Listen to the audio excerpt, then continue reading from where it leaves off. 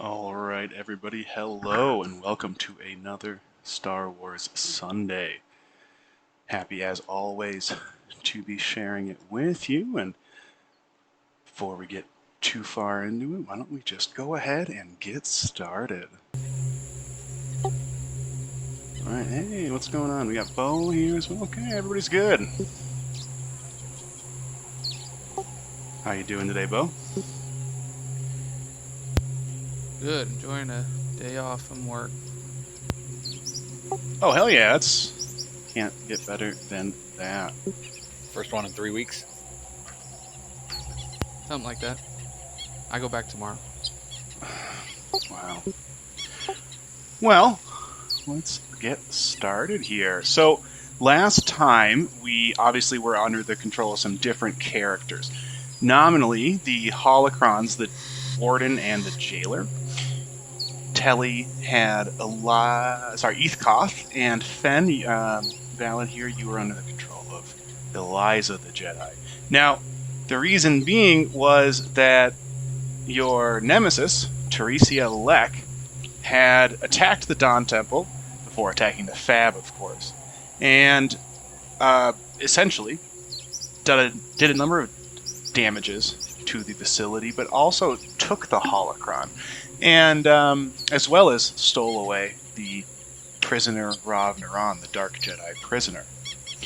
So your mission was to hopefully obtain a copy of the Curator's holocron. It was actually copied originally when it was under the care of the Imperial Governor to Spitnir in Relez. So now we are going to come back. We are going to fade in at around a little bit after dark on the 20th. This is the same day that you have explored the museum in Relez and taken out those droid echoes, recovering the Curator copy. Okay, and so you just spent a half an hour traveling back via the Dawn Temple's land speeder, and now you are heading into the valley that surrounds Mount Telak, where the Dawn Temple is. Right? Everyone's on board? Yep.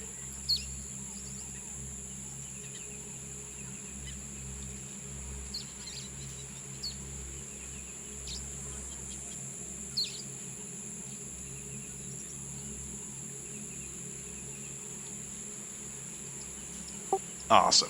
Okay, so we're going to have y'all pull into the Dawn Temple.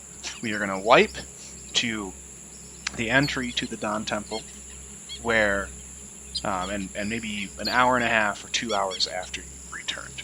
So you recovered a bit, it's late at night, and, sorry, I'm going to change it to 11 p.m. here. So you've recovered a bit, it's late at night, obviously Fen, Tarkaza, and Telly have still not arrived in Gamora, and so it is Ethkoth, Eliza, Kel, and the two holocrons that are fully operational. The holocrons have summoned themselves with their holographic projections. Okay, so you have the warden and the jailer. And for lack of a better term, they have a worried look upon their face after their initial examination of the holocron. Eliza and Eth and the holocrons are speaking when, Kel sort of walks in from off camera, right? And so now he sees not only the holocrons with their strangely worried faces, but also Eth and Eliza as well. Eliza would turn to Kel and say, I've been meditating on a possibility.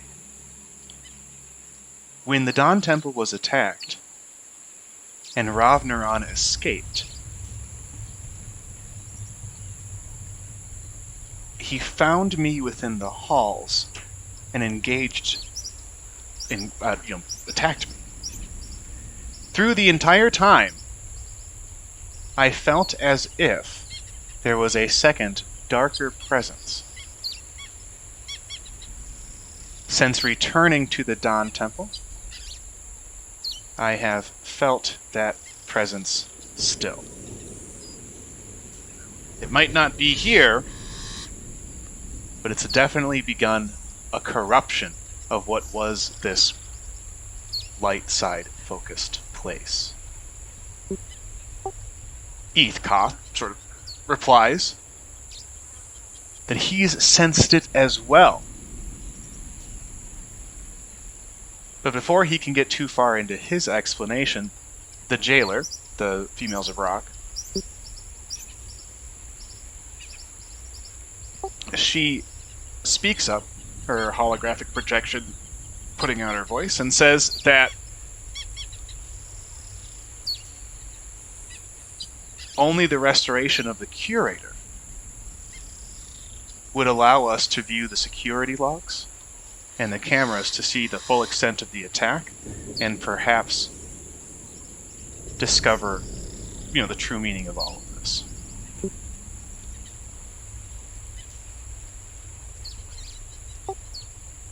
As you talk, the air around Mount Telak and of the Dawn Temple grows incredibly frigid, and the clouds that have been overhead sort of threaten a late autumn storm. Everyone should roll a force die to get some pips going here. But once we've done with that, Cal, I also want you to roll a perception check. Look at these rolls. Oh, good. At least like- I got some. It's like every week.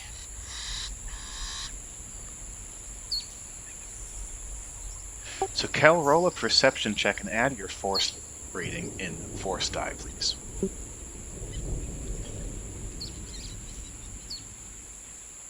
So what we're going to do here is see if Cal, Sumi, and Namak actually senses some of the things that are going on with this Curator copy. Let's see. There was no. What was the difficulty? Oh, I'm sorry. This is totally fine. Okay. Yep. Good catch, though. I was like, "Ooh, look at all the successes." Wait, that's not right. Yeah, this is all good. So, obviously you succeed at what I'm trying to get you to spot, but more so, I'll describe it. Cal looks out and sees, it doesn't look like either Eth or Eliza or the holocrons, for they don't really see much being projections, but it doesn't look like Eth or Eliza sees it. Cal sees a streak of red and very, malignant looking lightning spread through the dark clouds overhead, and essentially in a jagged lightning line that shoots through the clouds, not down, but through the clouds. The lightning line leads all the way back towards the Vergence of Light and Shadow, the Caves of Light and Shadow, the Vergence in the Forest, where he fought that corrupted Den Mother who had been hunted and viciously had her cubs taken from her. So the line of lightning erupts and then leads all the way back to those caves on the other side of the valley. Kel, unfortunately, as it happens, feels a pretty significant pain of a pang of pain, if you will, throughout his body and his spirit. He not only suffers a couple points of strain, but he is also gaining 2 points of conflict. Maybe impatience or powerlessness.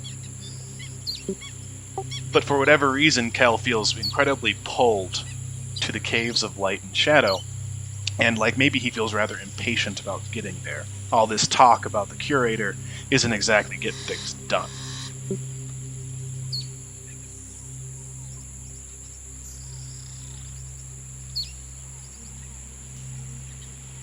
The conversation with the Jedi and the Holocrons begins to discuss the state of the Curator holocron, the one that was recovered. It has been damaged significantly through some attempt at gaining access to the information held within the Curator. No one can tell, including the Holocrons, if the damage is pretty recent or if it was from when it was copied, something like that. It's unknown. But the holocron itself is damaged. What is worse is that upon examination, both of the holocrons could tell that a malignant dark side force was at work within the holocron. Perhaps trying to break it up, destroy it, or just further damage it. You, again, don't know. But it's clear that some force, a dark side force, is interfering with the Curator. However, Eathcoth, Eliza, and the Hologrons have a plan. Through ritual and meditation, they believe that they can, at the very least, gain access to the holocron, and then potentially begin to stop whatever corruption is impacting it, the malignant dark side force.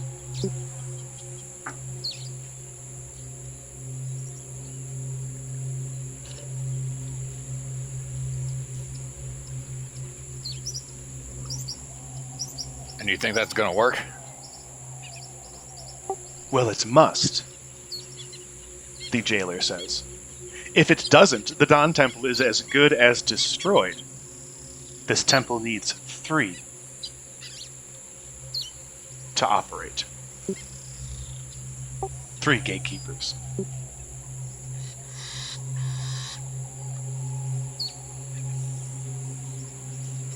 However, Kel... Go ahead, please. I feel like it's time for action, less meditation. Oh, and what do you propose your action is? They sort of question.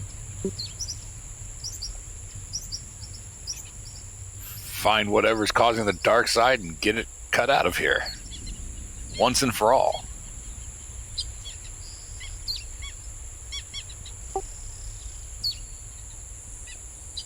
Well, that's certainly an option, Eliza says.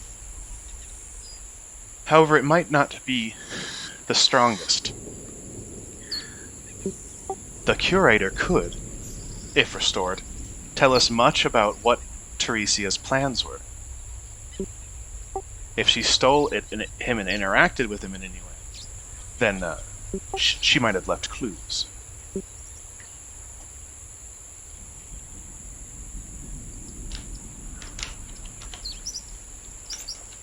Do they damage it just to cover their tracks? There's no way we can tell, the jailer says. Unfortunately, and ironically, without the Curator's assistance, our own abilities to get through its encryption are lacking, to say the least. Can I ask a clarifying question? Please. So this one we have as a copy, not the one that was corrupted, right? They're the same thing. The copy that you recovered is damaged or corrupted. Got it. Okay. So the one that we have has the corruption on it. Yep, you recovered it. A couple hours later, it was discovered that it was corrupted.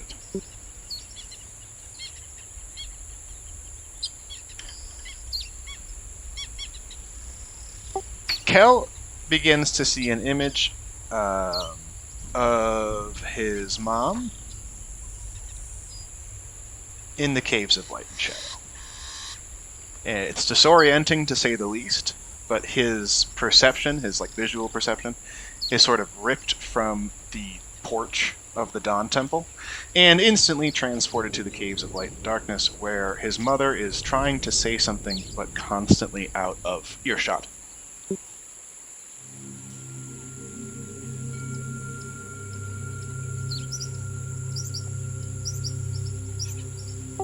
The holocrons, Eth and Eliza, begin to sort of discuss, not really argue, but go back and forth on whether or not they should head to the caves of light and shadow. Obviously, Eth shouts, looking up at the sky, like something is clearly happening with the Virgins of the Force. And they're pretty unable to notice that Kel is, acting disoriented in whatever way. What do you think you're doing, and do you say anything?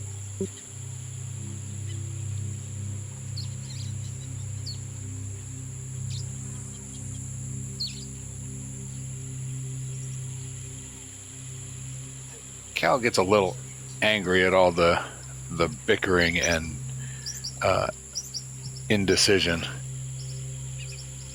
and just sort of blurts out, "You all stay here and meditate. I'll go to the caves and figure this out again."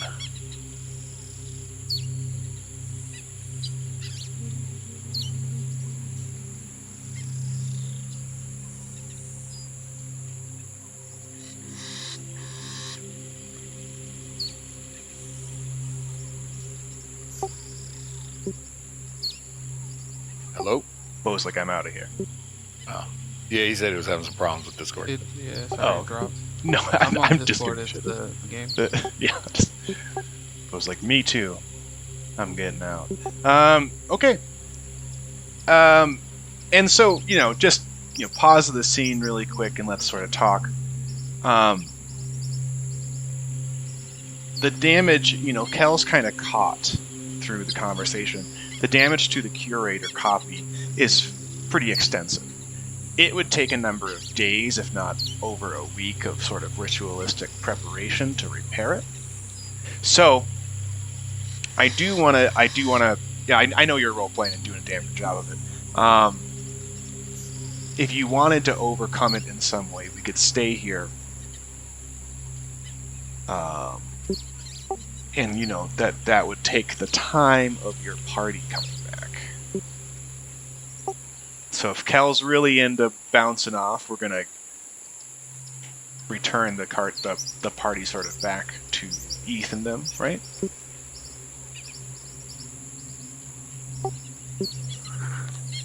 What do you mean?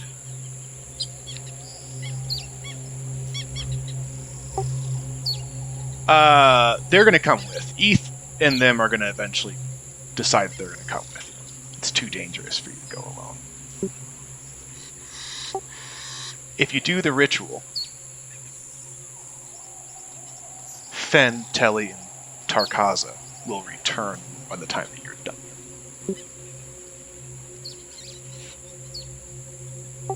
And you can go to the caves of light and shadow with them. You get what I'm saying? Yep. So it's kind of, it's kind of up to you, Trackus, not Kel so much. You know what I mean? Like, what do you think you want to do?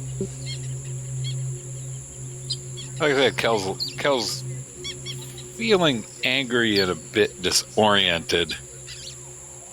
So he feels like action is the best thing, not meditation and thinking and stuff. But if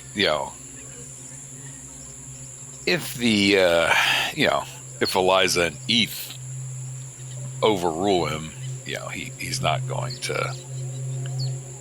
He'll do what they say. They're the masters, not him. Okay. And so I kind of like it. So you're gaining these conflict. Kel is, that is. He feels, he begins to walk out. He says what he says. He begins to step away. It's unclear. I guess his plan might be to take the land speeder or something like that. But, he sort of dramatically begins to walk away. Eth, after, a brief moment getting in a couple more words against the jailer whom he was arguing against, jogs after.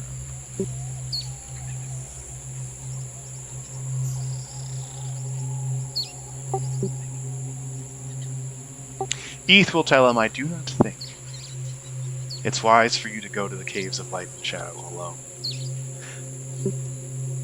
I understand your impatience, Padawan. I do. However, rushing head first will might just get us nowhere. as opposed to where we want to be.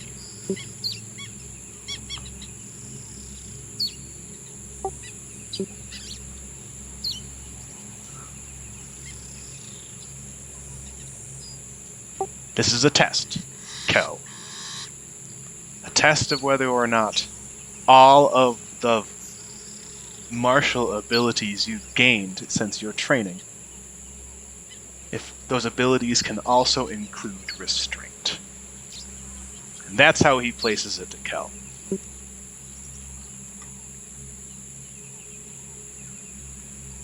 Well, it just seems to me that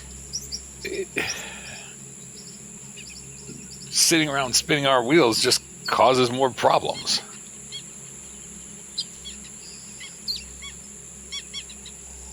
Wait, did you see the lightning?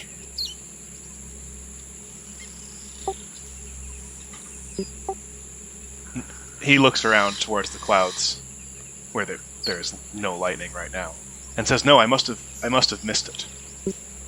And Kel will sort of describe the lightning he saw.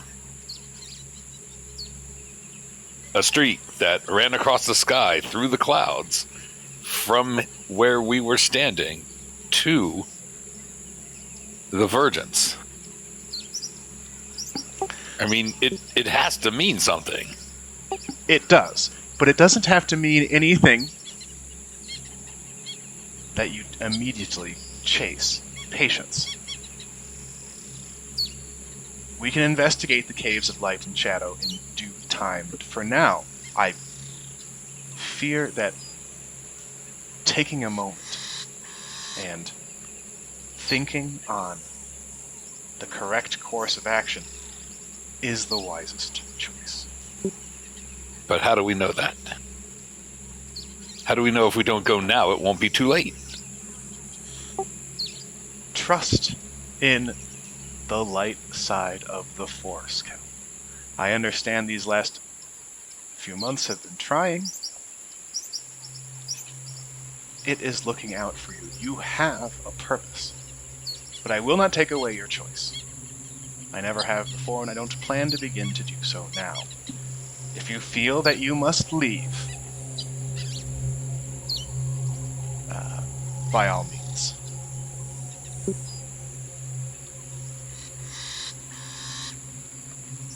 There's something else.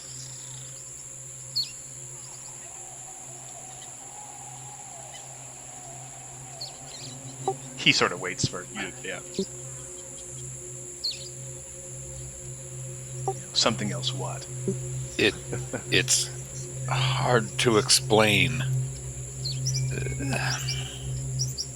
I saw something else.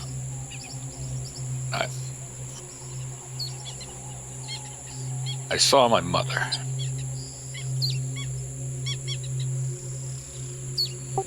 I see. And as you know, she is gone. And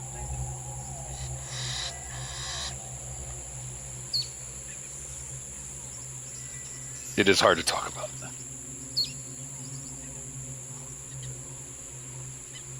He understands, nods, without pressing the issue much. I mean, what does that mean? A temptation, to be sure.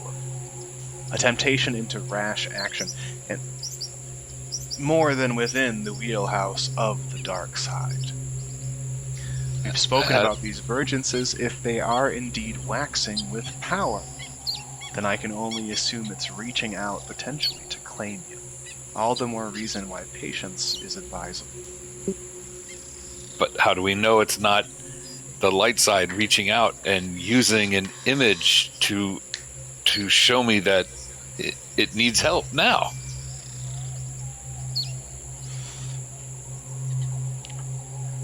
We do not. However, given the surging dark side power, we are the bastions of the light side in this valley. That much it can be clear to even in your clouded state. There is no thunderheads over the Dawn Temple. The air slightly crisper and less corrupted there.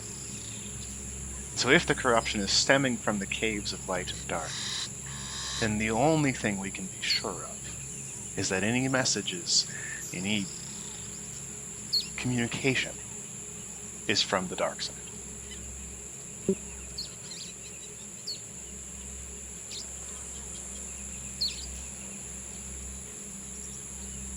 Still, I feel you must fight it eventually. However, I can sense that you're conflicted. And as your master, I truly do suggest that you meditate on your conflict as opposed to rush off in immediate response.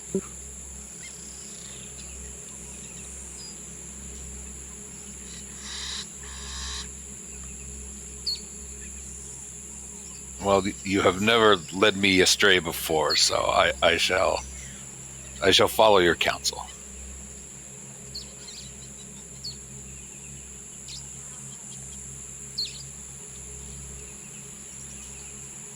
I won't go until you say it's time to go.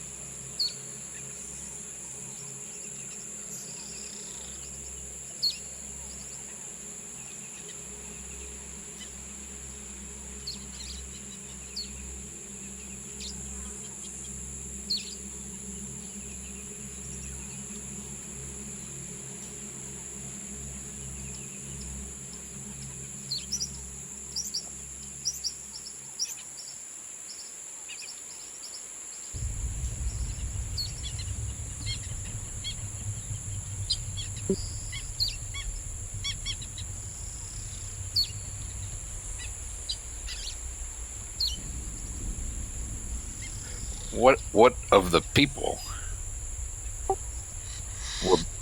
Well, no, the people of this planet, will they be affected by this as well?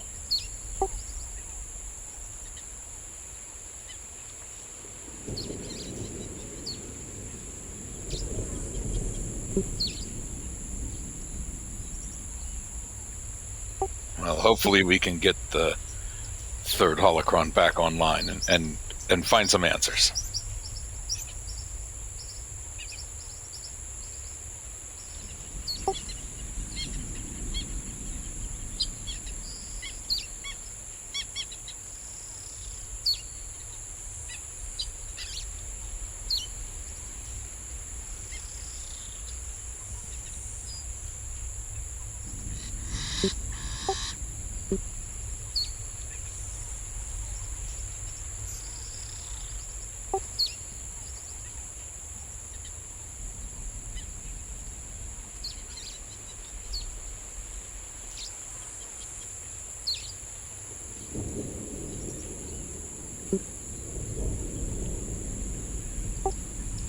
Incense burns.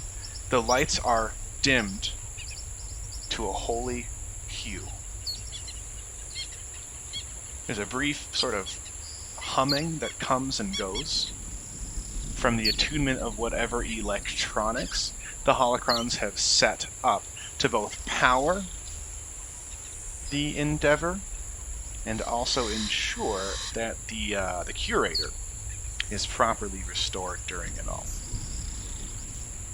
The warden, the male, sort of speaks rather curtly that the ritual will take 12 days.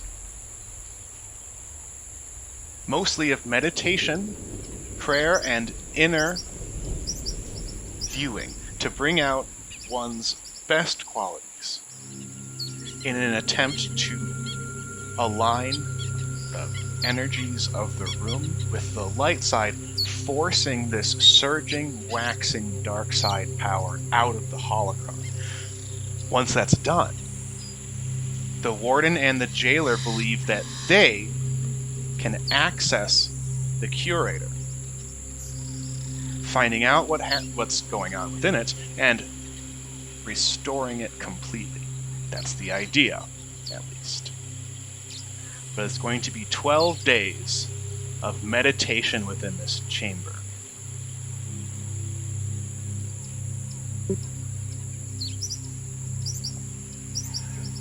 What is it I can do during this time?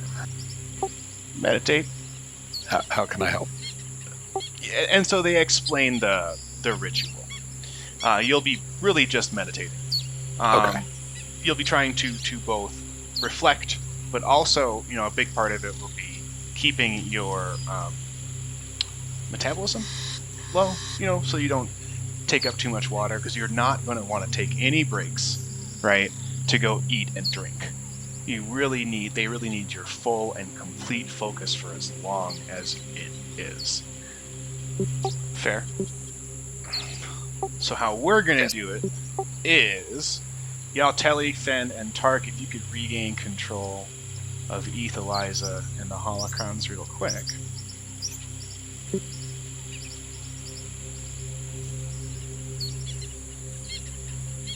Luckily, the holocrons need no water. Yep.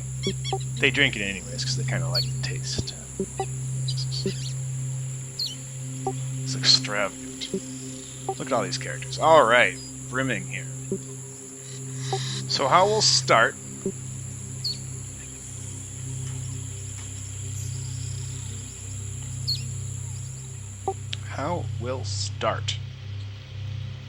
is asking the holocrons here, who's being played by Bo. Now so what you're doing with the jailer and the warden is focusing the power of the Dawn Temple. You spent about a year here with all three holocrons. Many of its systems are restored. They were even working on rehabilitating Rav-Naran before, of course, he escaped again. And so there's power within the Dawn Temple. Power that hopefully can be used to access the curator, the copy of it. So it's a pretty difficult check, and the party doesn't have the greatest every stat. So we're looking for how you think, Bo, that both the holocrons sort of assist Eth, Eliza, and Kel as they meditate for 12 days without food, without water, without break. So give that a thought and tell me what you think here.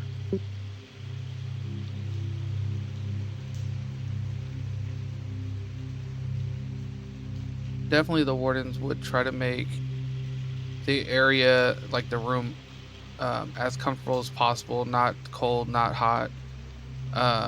Definitely climate control. And possibly trying to cancel out any outside noise that may break concentration.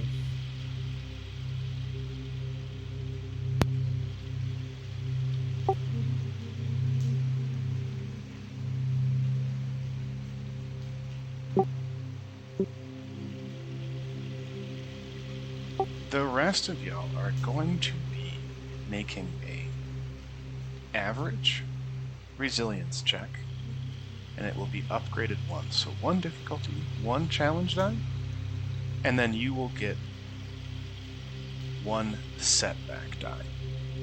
Somebody should choose to sort of tell me how, both describe how they're getting through the 12 days with Eliza, Eth, or Kel, and then roll, and then we'll wait for the others, because that person might be giving some, boost die to other folks. So, if you guys want to game it a little bit and see who's, better, worse, blah, blah, go for it, and then just go ahead and tell me how you sort of get through this 12 days. It's a resilience check, because in Star Wars, resilience is sort of your ability to fend off poisons, go on long walks, or meditate for 12 days without food or water.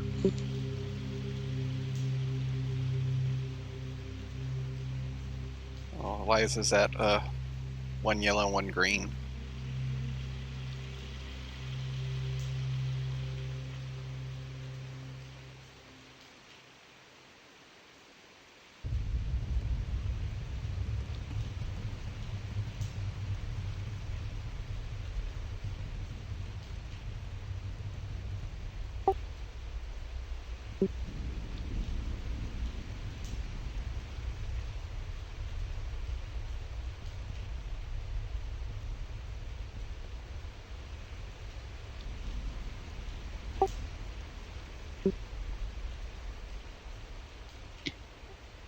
I don't know what Eth. Maybe Eth could lead. I'm thinking there might be kind of a regular tone or some sort of tone that helps focus concentration. Maybe Eth would lead on that.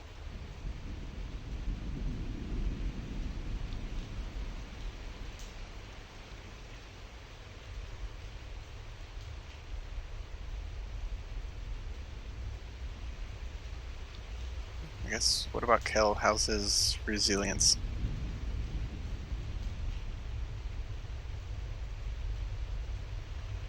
Resilience is a yellow and a green. I guess we're all in the same boat, I guess. So then, Casey, that's what we're doing. So you need to tell us how Eth is exactly rolling. You were sort of exploring some tone concept or another, so tell us how that works, and then you're going to be rolling that 1 difficulty, 1 challenge, 1 setback die check.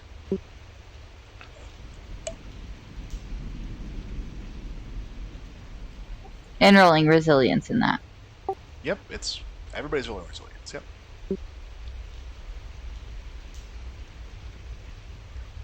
But Okay. Yep. Go ahead. So, Eth will kind of set the tone of the mantra, and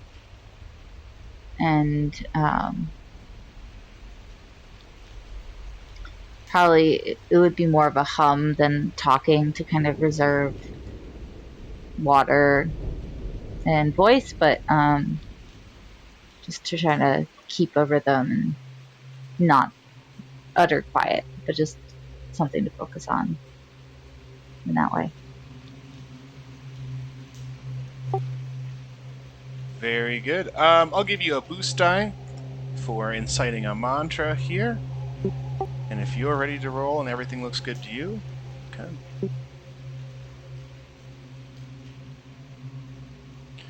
Let's see here. So Casey does not succeed. And she will take 2 strain. Could we use those advantages to reduce any strain accrued in the time it takes for us to do this? No. Nope, you cannot use them in the future. You've got to use them right now. That's why I was, so there's a little bit of strategy on who rolls first. So you can give a boost die out, but if you haven't taken any strain yet, then you can't reduce any strain. Does that make sense? Okay. Yeah, totally. Let me just pass the boost die to whoever rolls next. Okay, cool. Yeah, you know what I'm saying. So, you were kind of preparing it. So why do you think, Eth doesn't do very well? Is he, we've kind of depicted him as a space bum before, a little bit bumbling. You don't think he's very good at it, or you had another idea in mind here? No, I just think, holding the mantra is going to be what he contributes to a lot of it, so that other folks can focus in on what they need to do. And so he's just kind of doing his piece, not really super focused on the actual meditation just yet. Just kind of, yeah. Fair enough. Okay, very good. So, whoever wants to take the boost die, please go ahead and roll. Did we clear all our strain from since we rested? You always do. If it's there, I'll remove it. Okay. Yeah, you've only taken 2, so. I guess Eliza can go next then. Go, please. Help Kel out later on.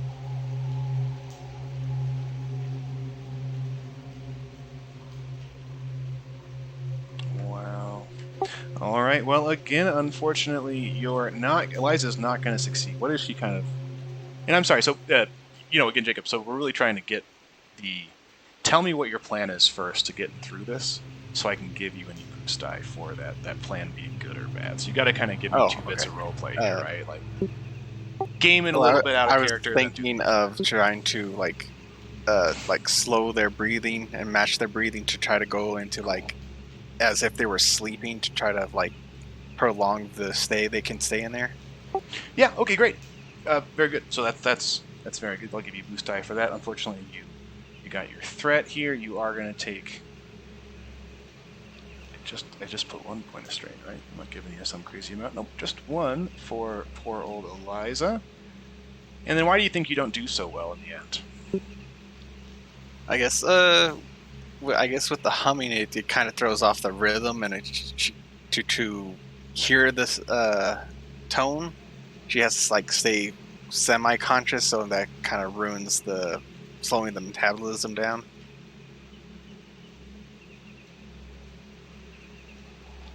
Fair enough. No, very good. And then roll on our boost die.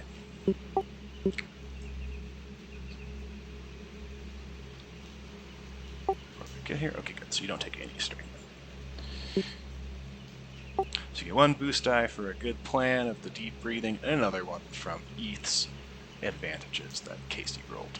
All right, Kel, you kind of know what's going on here. What's your idea for getting through the next 12 days sans food and water? Well, Kel hasn't done this all that often, but they have had him meditate during his trainings. So he's just going to try and focus back in on the trainings that Eliza and Eth gave him recently, and just try to think back onto that, try to push out all other outside influences.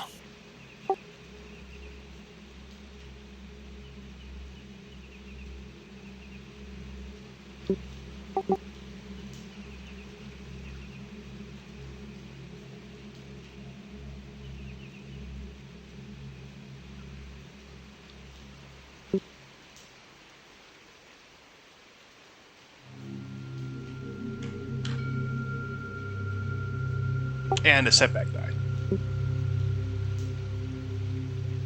Perfect. All right. Nice and even. One of everything, right? Oh, God. Well, he's got a number of advantages, so that one's going to be, unfortunately, taking... Obviously, the influence of the dark side being so close is causing Kel a lot of consternation, and his want to take action is really interfering with his ability to calmly meditate upon the Force.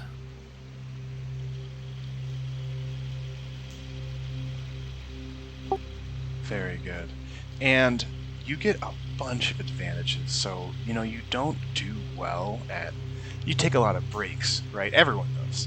They're just not able to hold the focus for the 12 days of ritual, mantra, meditation that's required for Bo's holocrons to gain access to the curator. It's just impossible. And I mean, if you think about it, even with the breathing exercises that Eliza, trains everybody on and has everyone do, and the metabolism lowering, simply going without food and water for 12 days is a pretty significant feat for anyone, trained Jedi or not. After the 12 days, at around... I really want to say it's probably late in the evening on the 12th day, so maybe 9, 10 p.m. It's gotten incredibly cold over the last 2 weeks Star Wars time. And there's been sort of an increasing thunderstorm about the valley and above it. At around 9 or 10 p.m., a huge surge erupts. The power blasts out from the curator, and for a moment everyone shields themselves, but it's clear that the force power isn't actually harmful. Not in the traditional sense, at least, and not that you can tell immediately. The holocrons, the curator and the warden, they've the jailer and the warden, they've gained access, or what limited access they can. But now, they shout out that they'll need help holding the curator, the copy, open, and stopping the power that's being released from inside of it from destroying each of you and the Dawn Temple, probably Mount Telak itself. So this is going to be a hard discipline test, 3 difficulty. That will be upgraded at once, so it'll be 2 difficulty dice and 1 challenge. As last time, Bo, I'd like you to give me a sort of a description of, how you think the holocrons, the 2 that are up, are interacting with the curator, how they're sort of like trying to breach its own encryption, stop the power from exploding, and just sort of generally what they're doing here. Sure. So, as they're running their programs, the holocron copy bursting open, energy flashing, they're trying to... They tell everybody they need help. They're trying to reconfigure to kind of contain this energy and force it back into the holocron to help break some of the codes and things set forth. And need everybody to focus in their force power to hold this energy stable.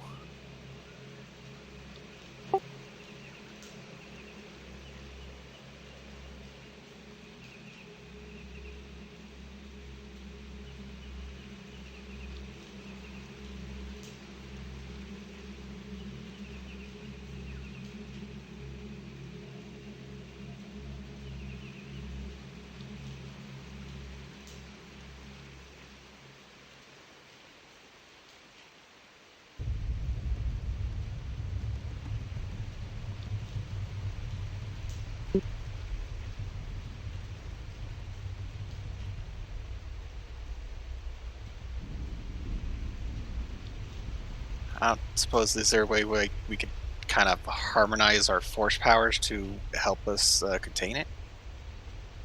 That's awesome. Yeah. Yes. How do you think Eliza would sort of suggest doing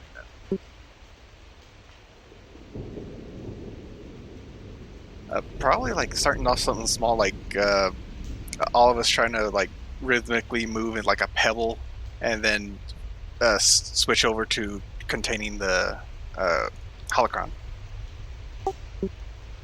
Oh, cool. Okay, that's awesome. Yeah. So hard discipline check. You get 2 boost die from the holocron's leadership, and then you get 2 boost die from, assuming that folks sort of do the plan, begin coordinating their force powers. Go ahead and roll your check, Fen. Sorry, not Fen. Eliza. Hey, it worked. It did. You got a success. You got a hell of a lot of advantage.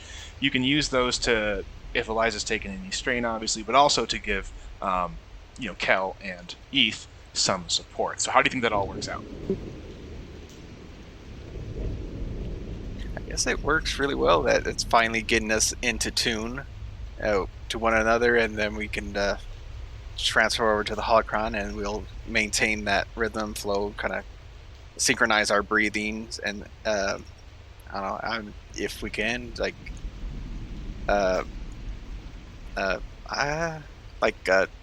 empathy connection to one another. Sure. Yeah, so you're ultra responsive to changes in the force, and if if Eliza or Eth needs some extra power, right, or they need to take a brief moment to do a breathing exercise, what have you, Kel can step in, or vice versa, right? It's great. So how do you want to spend these advantages? Obviously, you could spend like 7 of them to give a couple boost die. If you want, you could spend like all of them and just give an upgrade to both Kel and Eth here. It's a lot of... It's like 8 advantages. It's kind of up to you, though, whatever you think would be most useful. I think giving each of them an upgrade would be better, because we have plenty of boosts. All right. Very good. So Kel and Eth feel particularly in tune with the other couple of Jedi. The holocrons still attempting to keep the power contained. Who wants to roll next? And you'll get the 2 boost die and the 1 positive upgrade.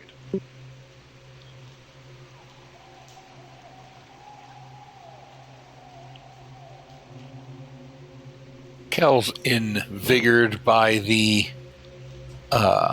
force harmonization that Eliza started, and is basically going to double down on that. Sort of the feeling of the teamwork, the feeling of the group all working together to to get the curator back and to reestablish the Dawn Temple. Love it. You'll get 3 boost die and an upgrade, positive 1.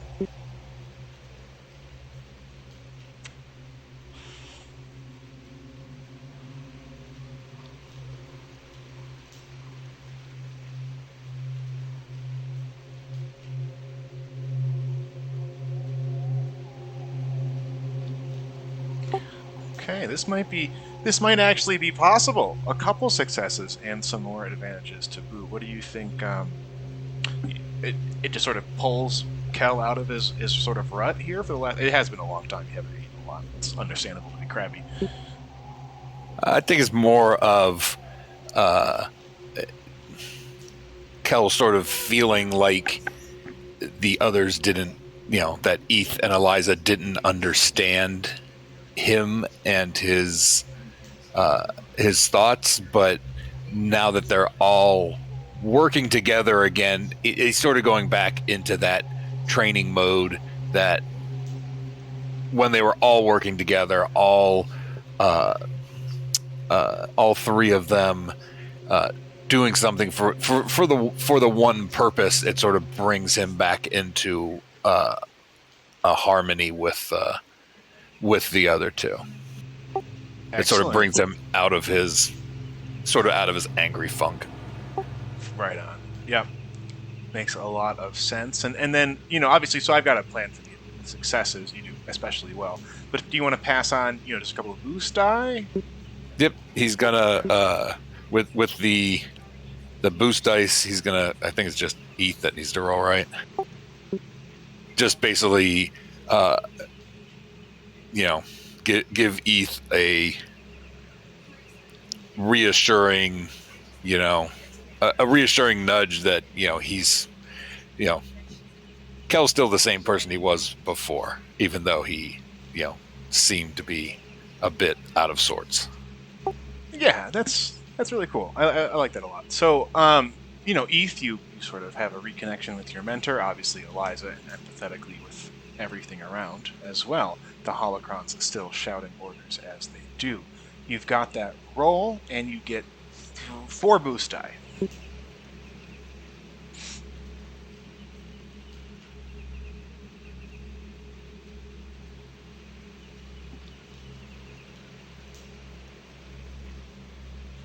And if you have any particular plan to sort of harmonize or take advantage of it, let me know.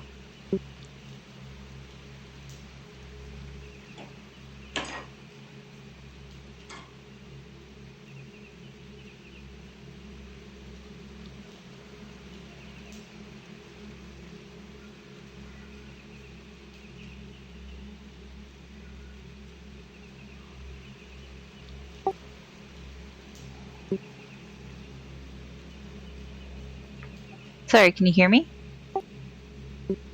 Okay, sorry.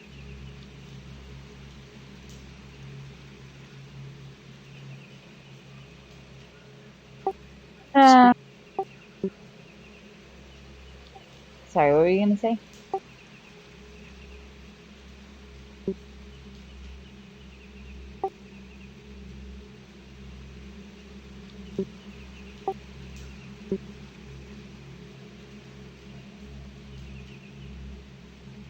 I'm sorry, I'm thinking.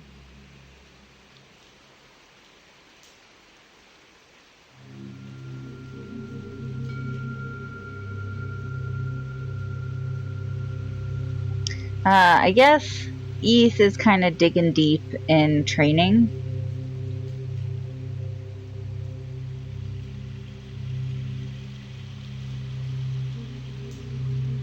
Like back into his own training to kind of pull forward what his mentor taught him and do his best to kind of remind himself what this meditation really needs to look like and what needs to be pulled forward out of the force to make it effective. Okay, great. You're just missing your boost die.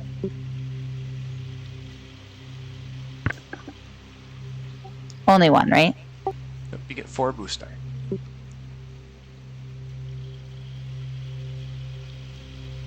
And the one upgrade. All right.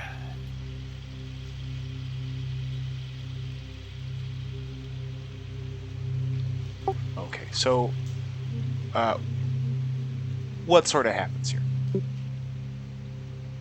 You've got the holocron is erupting with power. You are all trying to stop the holocron from erupting. How does Eth do that? How does he lend this assistance? With that success and the 3 advantages.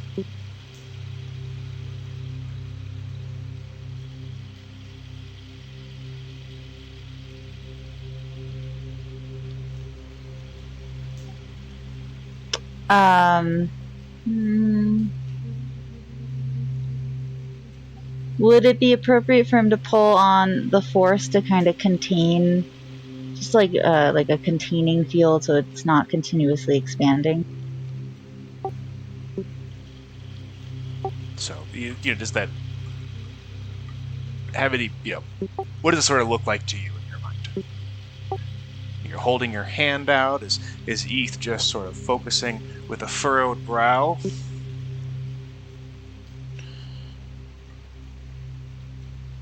Yeah, I think it's more of a focus. I wouldn't not using his hands necessarily, maybe in kind of a touching his fingers together within his palm, but like not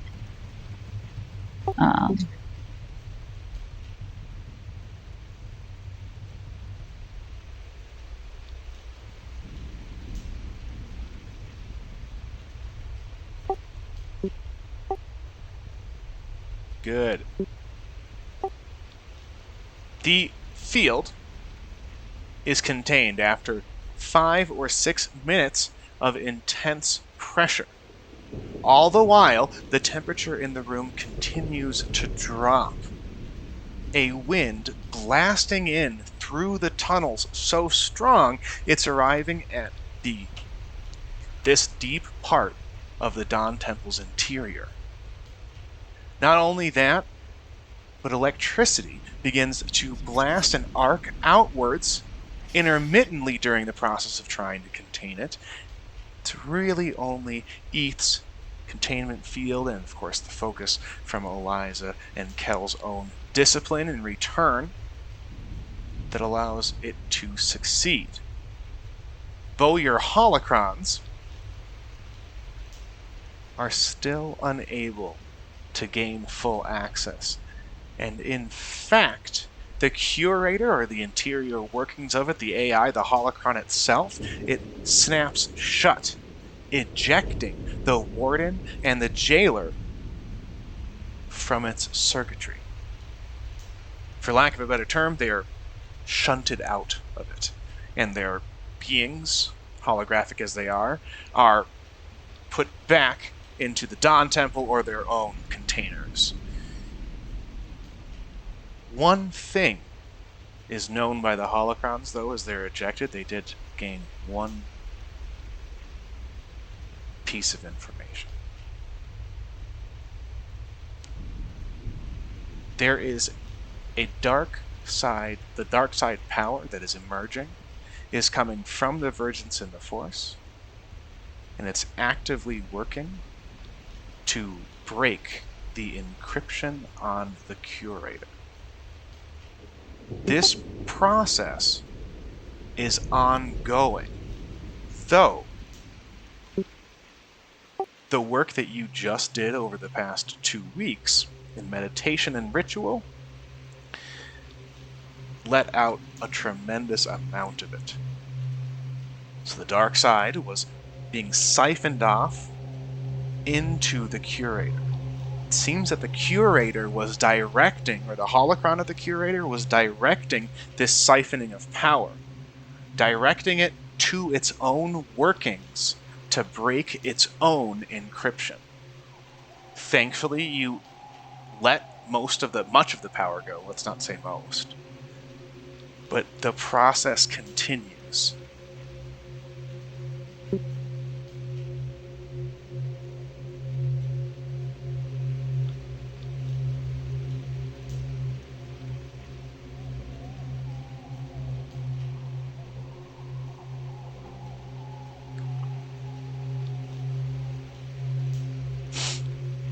And the Curator copy, for lack of a better term, is still in its corrupted state.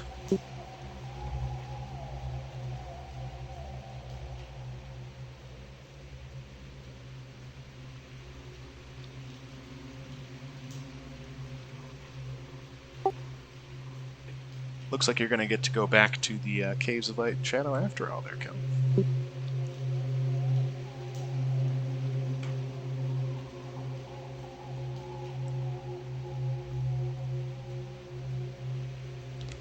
Yeah.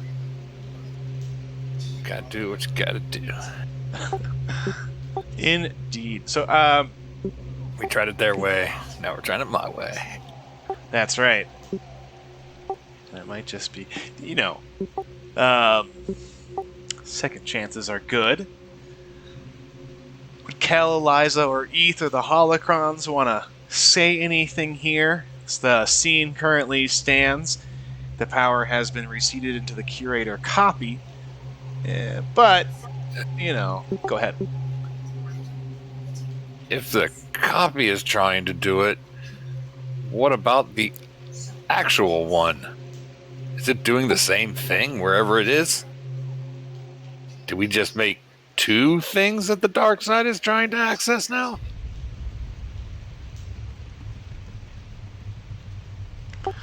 A dangerous and concerning proposition.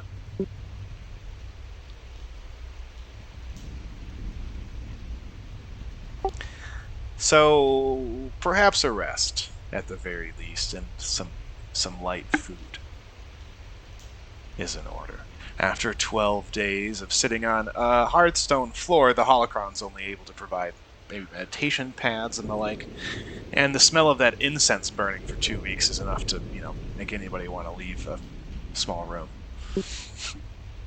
Some blue milk would be good too. Some blue milk, get you some of that. Where's Aunt Beru when you need her? Exactly. Well, after a night of rest, perhaps despondent as you are, Eth, Eliza, Kel, and the Holocrons don't awake, but they note the arrival the next morning of a starship. Likely flown by your Wookiee companion Tarkaza. Tarkaza, you're in the Gamora's helm. It's a very rough descent, where Spitnir is usually quite pleasant. Temperate, middle continent around Reles, right, which is near where the Dawn Temple is. It's usually like a really nice flight in, not a lot of turbulence. But this time it's just utter hell. Thick storm clouds, which is strange for the season. And like some large pressure changes really buffet the Gamora about. Obviously, Tarkaza's more than skilled enough. He doesn't even need to make a check, right? But he definitely notices this large, significant difference in the descent. Still, though, you're able to pilot it and land the Gamora at the Dawn Temple. Just a few moments later.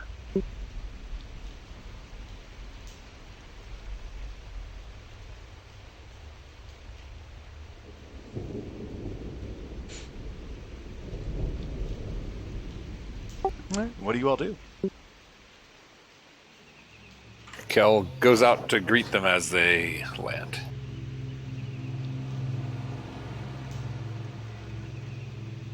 Sort of waiting a little bit off a bit of a ways, since they gotta land and do closing prep and open the hatch and all that crazy stuff. Don't want to get blasted by the thrusters. Tarkaza is is he a careful pilot? Is he kind of flashy? I don't really know. He's a known prankster. Yeah, he's definitely a let's gas it and go kind of pilot. Right on, yeah. So Kel would be smart to stick off to the side. Yeah, that just a few moments after prep is done, Fen, Tarkaza, and Telly would notice how deep the cold is, how biting the wind. And true, you're halfway up Mount Telak in the Dawn Temple, but being for late autumn, it's certainly strange weather. You see Kel off to the side, likely approach him. I don't know, Fen, you want to tell him what happened at the Fab or something like that? Does anybody rush over and give Kel a big hug? I'm not sure how this reunion goes. Sure, Telly's pretty proud of the shooting, since it was her first time really in the gunner seat on the Gamora, so she probably would kind of give him a warm welcome and blab on about something that Kel's just kind of not that interested in terms of her successes in the gunner seat. Yeah, we blew up an entire ship of cyborgs. Entire ship? Who was it? Teresia? Yep. Oh, we also found the traitor, and she's on the Gamora. She'll be under our care, or my care, for the time being. Okay, who was it? Fact. Okay, well, I think I've met all of your family. I'm Yeah. not sure which is. They're all Charge and Fen. I'm not sure which one's which. You ask, and then they're kind of like, yeah. Yeah, Shit. that one. Yeah. Oh yeah, I remember Fact. Awesome. Excellent. But you brought them here? Yeah, just Fact. The other ones are coming pretty soon. We took the hyperdrive off of that destroyed ship, and the Fab should be here in, I don't know, a couple months. Wait, you're moving the Fab here? Yeah, why not? It saves on going to two different places. Now they're all in one. Okay. I guess having a space station in orbit couldn't hurt. Did you fix your hologram? Well, we did get a copy back, but there's some extenuating circumstances. And Kel will explain all of the Force type stuff that the rest of the party doesn't really care about.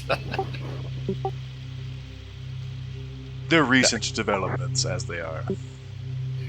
Kel is happy to see everyone and is excited to hear about the fact that the Fab is okay, that the the traitor was found and nothing else happened, that Fen didn't have to blow the Fab up, because that was a real thing that could have happened. A question. Yep. Did it blow up? No. Okay, good. And Kel's even glad to hear about Telly's success in gunnery. Well done. Awesome. But does tell them about the success getting the holocron, but less success in repairing it. Yeah. And explains the fact that the dark side is influencing something which is causing the problem. Are you sure it's the dark side and not just a computer virus? Sounds more like a virus.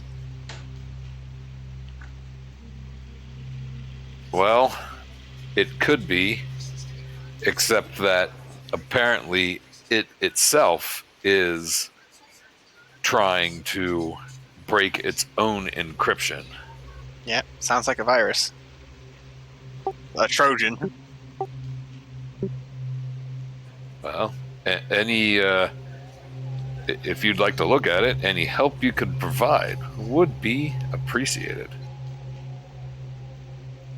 I guess Telly would kind of look up at the sky and be like, and this weather, huh? That's part of how we know it's a dark side related issue. I assume not completely computer virus related then. No. You all remember the caves, yes? Only Fen might remember the caves. Yeah. With the wolves? Yes, with the wolves. And Kel will give a quick rundown to Telly and Tark. There's these caves which are part of the subsystem of this planet that gives... Kel's trying to figure out how to explain it. Because I'm trying to figure out how to explain it. It's a point of connection for the Force. And these caves, the power waxes and wanes between the light and the dark side of the Force in this area. And that's where we believe the problems are coming from with this, with the influence over the third holocron and with the weather, if that makes sense to you. Don't worry, it doesn't make all that sense to me all that much either, but you know, Ethan and Eliza say this is what it is. Yeah, but they say a lot of things. Yeah, but they're usually not wrong. They're usually not right either. I mean, we're really getting into some philosophy here.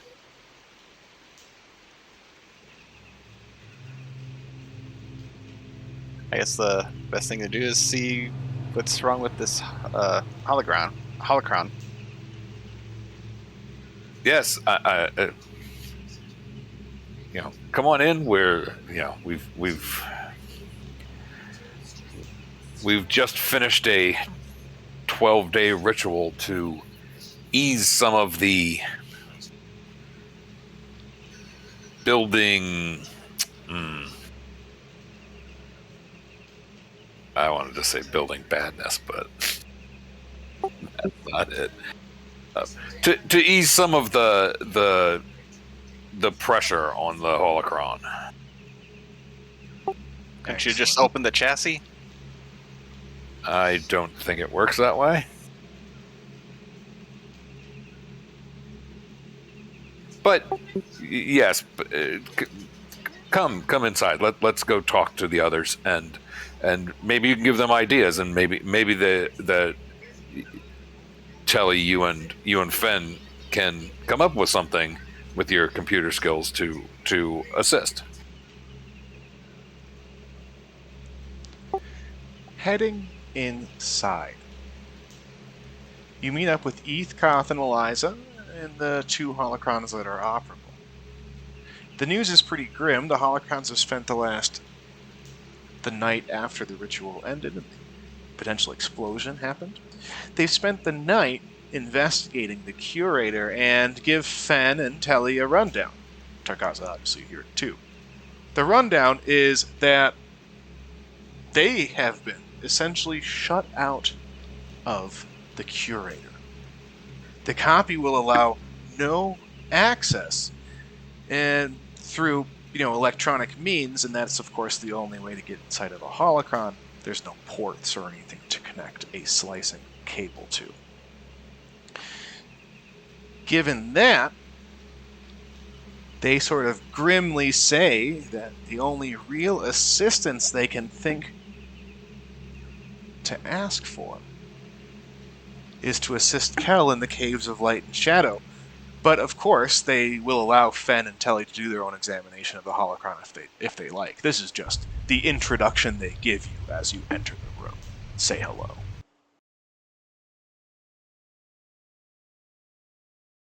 What would the both of you like to do?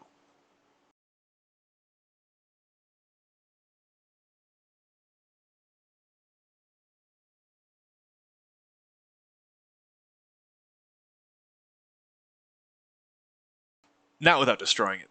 Yeah. And it's considerably difficult to do that even.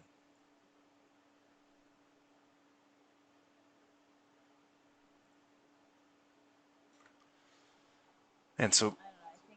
I think Kelly's a little torn. Like,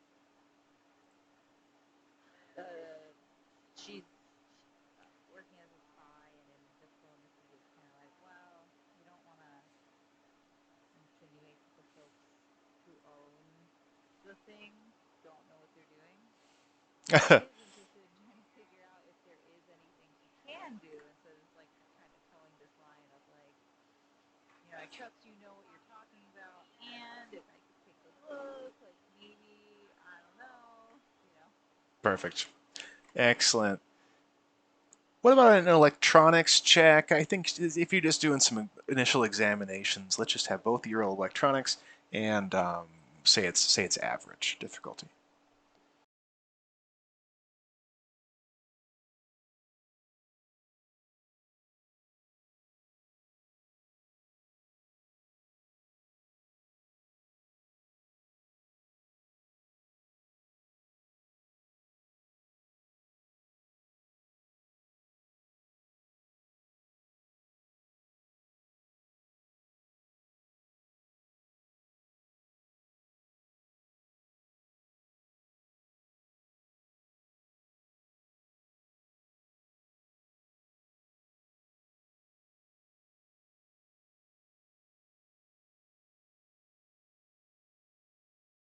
Try to think back of what viruses that she knows of that could break its own encryption, and try to pass that along to Telly if she knows any further details on that.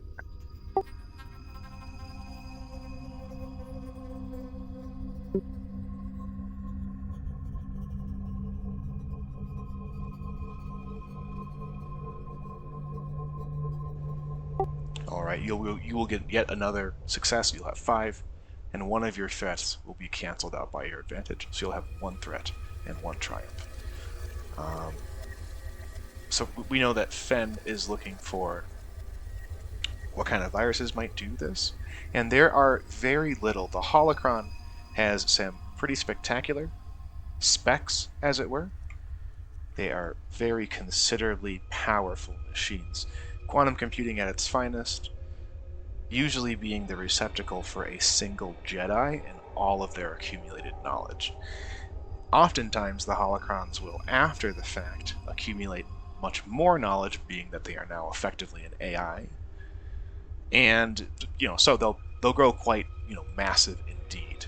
They have encryption and fail safes, as well as an incredibly tough external, armor set, plating, and so they're just ridiculously strong to crack. And given that, no virus that Fen has ever heard of could produce those kinds of effects. You might, however, give Telly some pointers on some of the viruses that are close, and so Fen might, sort of give those boost die that way. Like you were saying. So Telly, you've got a bunch of successes. You've got a lot of questions you might be able to answer, and then though you get shocked, or maybe even we'll say you get burned from some of the residual heat within the holocron, you're sort of free to have them answered. So what do you think you do, and what do you want to know?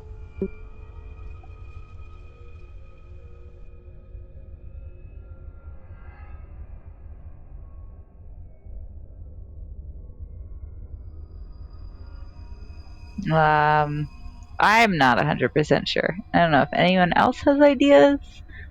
I think knowing, I guess, some simple stuff like knowing that the fail safes are still operable in the device is good to know.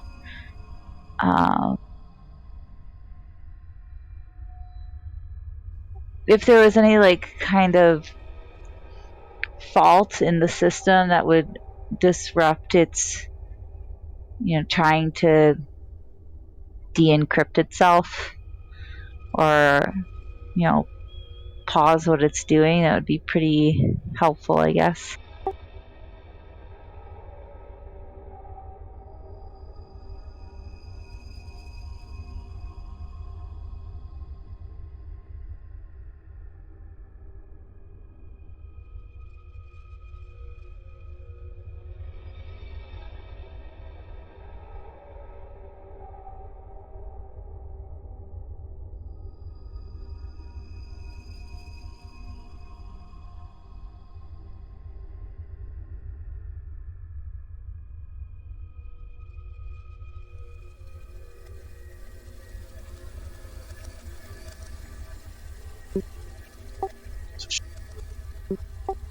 What if, and Fen, you can say no to this, but what if this kind of observation about the amount of power it needs and is drawing from somewhere else off site kind of undoes some of Fen's staunch disbelief in the Force? There's just like this tiny little seed of doubt that's sowed.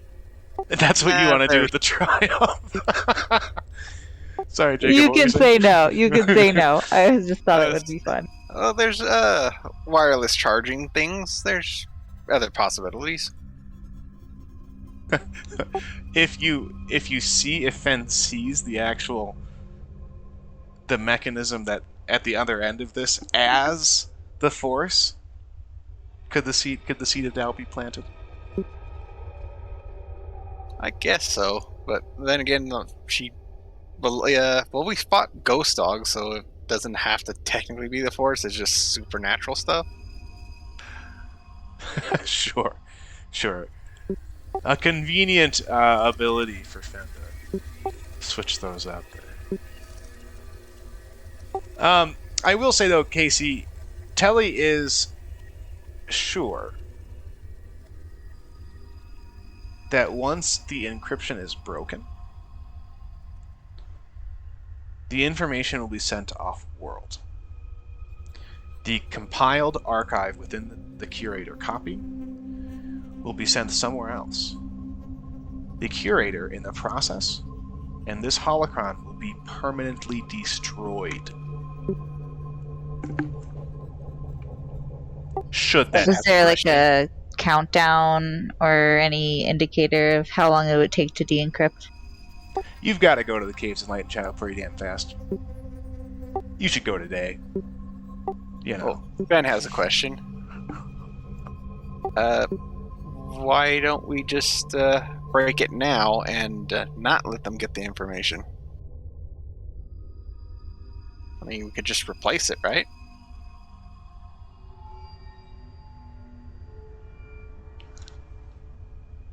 I don't think they'd be able to.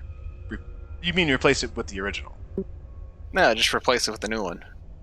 Oh, I mean, go Tarkaza ahead, pulls his vibro axe. to be ready to smash it. It solves the problem right away. Greg, does Gal have anything to say about this? Obviously, Eth Koth and Eliza would be like, no. If there's a chance to save the holocron, we must. That sort of thing.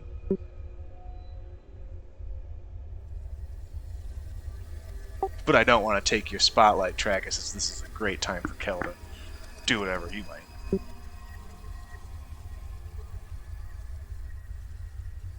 We're not destroying the holocron. It's a ancient Jedi artifact. Ancient just means old and busted. Tarkaza roars and puts his vibro axe away. Is it a good roar or a bad roar? More disappointed. Sure. He really wanted to Gimli that one ring.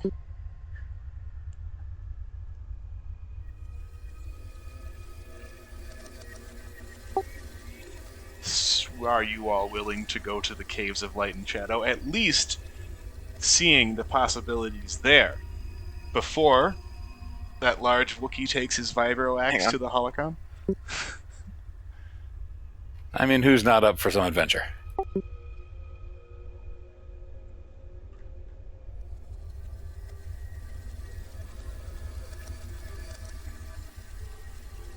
Just me?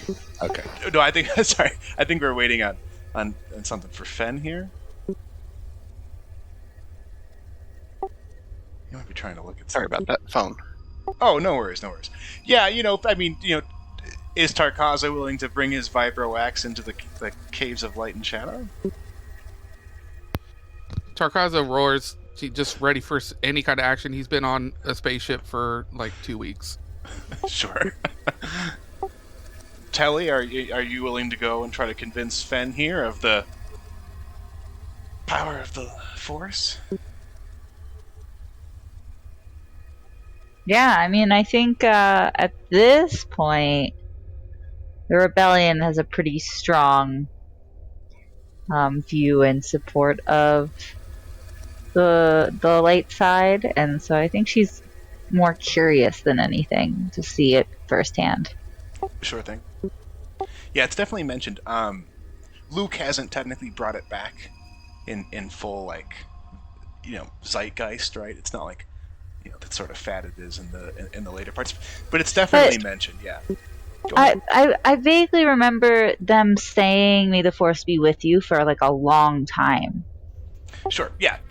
No argument there.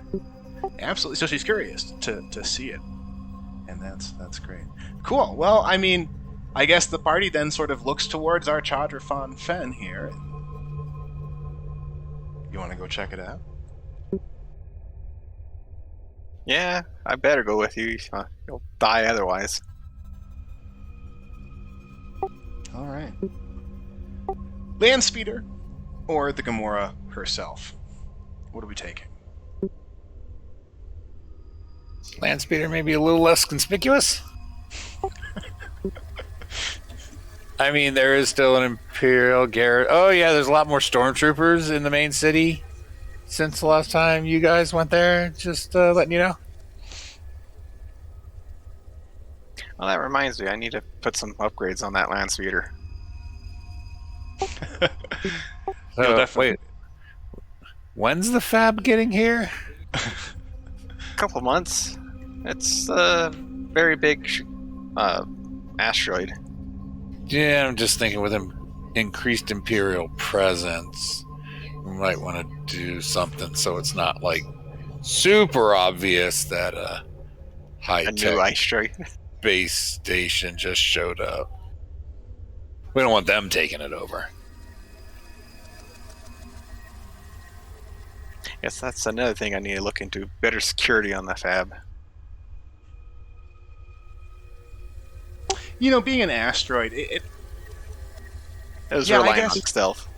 yeah, I guess I don't really know if they would have such things as like the entire asteroid belt of a system like mapped like that, where you could, I really don't know how extensive it would be on Spitnir.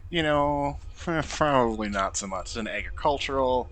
They've got one decently sized city that's not really that even large, so it might go unnoticed if you put it in the right spot. Obviously, if you put a freaking asteroid in the middle of orbit, someone might be like, "Hey, is that a new moon?"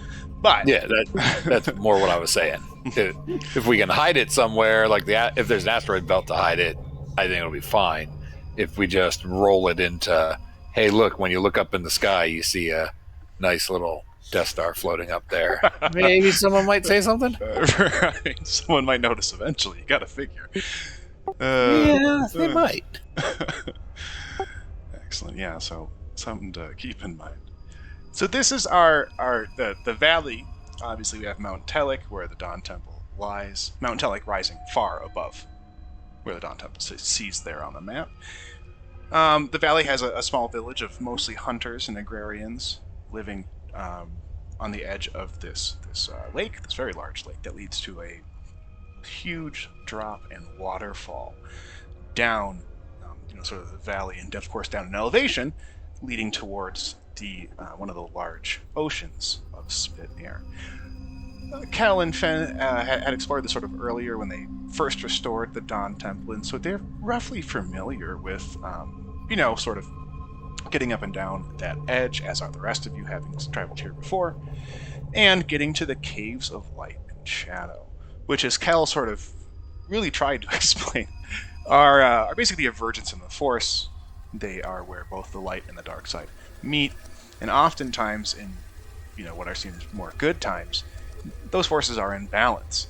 Unfortunately, with the Dawn Temple's effective destruction before it was restored, the dark side waxed and waxed until it actually led to the events that we had gone through months ago with, Kel and Fen's first arrival here, and before, Kel had begun using it as his training area. Now, however, the dark side sort of has erupted again, and the Caves of Light and Shadow, in the sort of dim darkness of the day, given the thick overhead clouds, they emit a sort of pulsating red glow that's especially ominous given how dim and dark the valley is, right? You can sort of see it pulsating out in the distance. Kel lets Telly and Tarkaza know that that's not how it normally looks. If you were wondering, it doesn't do that usually. It's probably just a little over 15 minutes, maybe. I don't know. It's less time than it is to get to Rella, so you got to figure out 15 minutes, a quarter hour.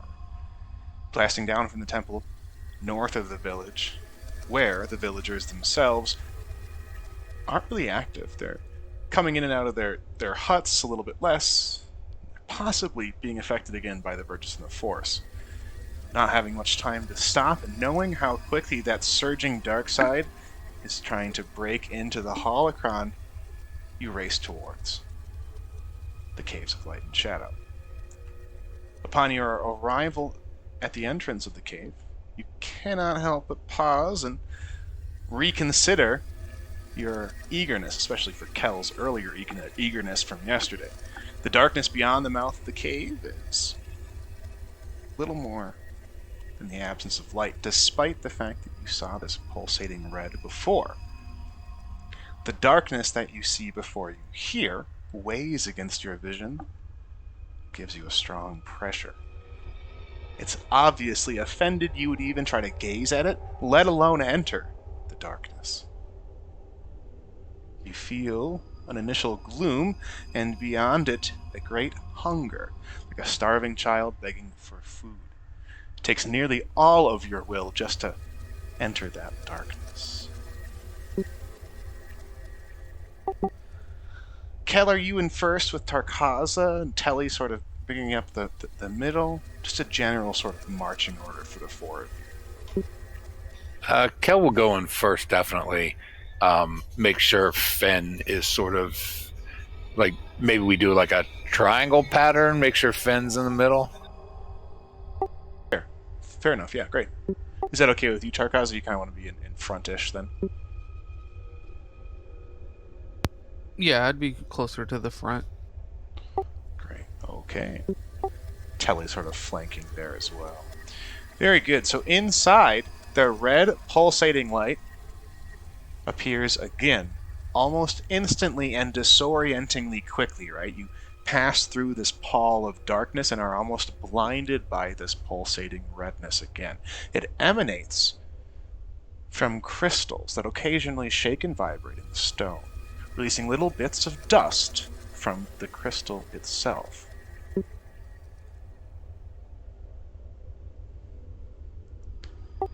Numerous passages, illuminated by those same red crystals, lead into the mountain here. Any number of them, or any one of them, could lead to the actual vergence of the Force in these caves of light and shadow, and likely where this corruption in the dark side is emanating from. So, it's going to be Kel, as he's our Jedi. He is going to make a hard perception check, Kel, but I want you to again roll your force die with it. Hard And is 3. 3 difficulty, yep, and you're just going to be sensing and looking through these caves to try to find your way.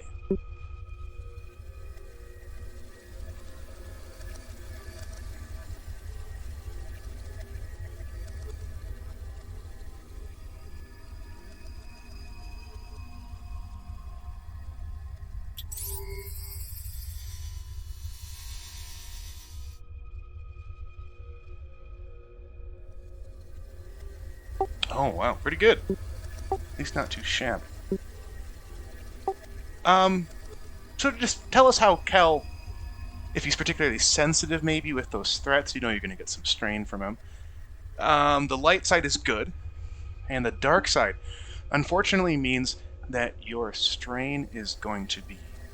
You took 2 strain here, 4 strain from the 2 for each threat, and that is doubled from the dark side. Kel is especially sensitive to the Force here, and as he casts his mind to look around and sense with his feelings, the dark side lashes out and strikes him, basically.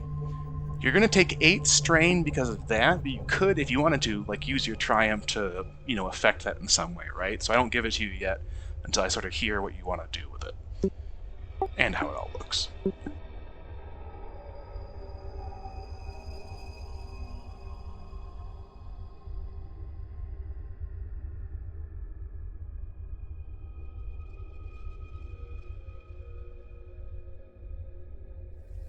Kel is basically reaching out with his senses to try and find the correct way, and in doing so, he's trying to focus in on that image that flashed into his mind.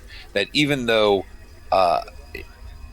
Eth had told him that it was the dark side trying to lure him, he still can't help but try and focus in, because he still thinks it's not the dark side. He still thinks it's the light side is trying to talk to him through, trying to touch his mind through his mother. So he tries to focus in on that image to see if she'll lead us along the way. And then I guess the dark side blasts me.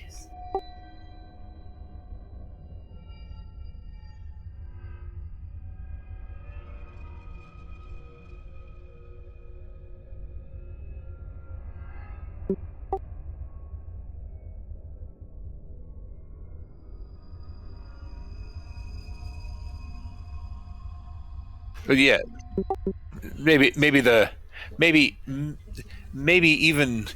if the original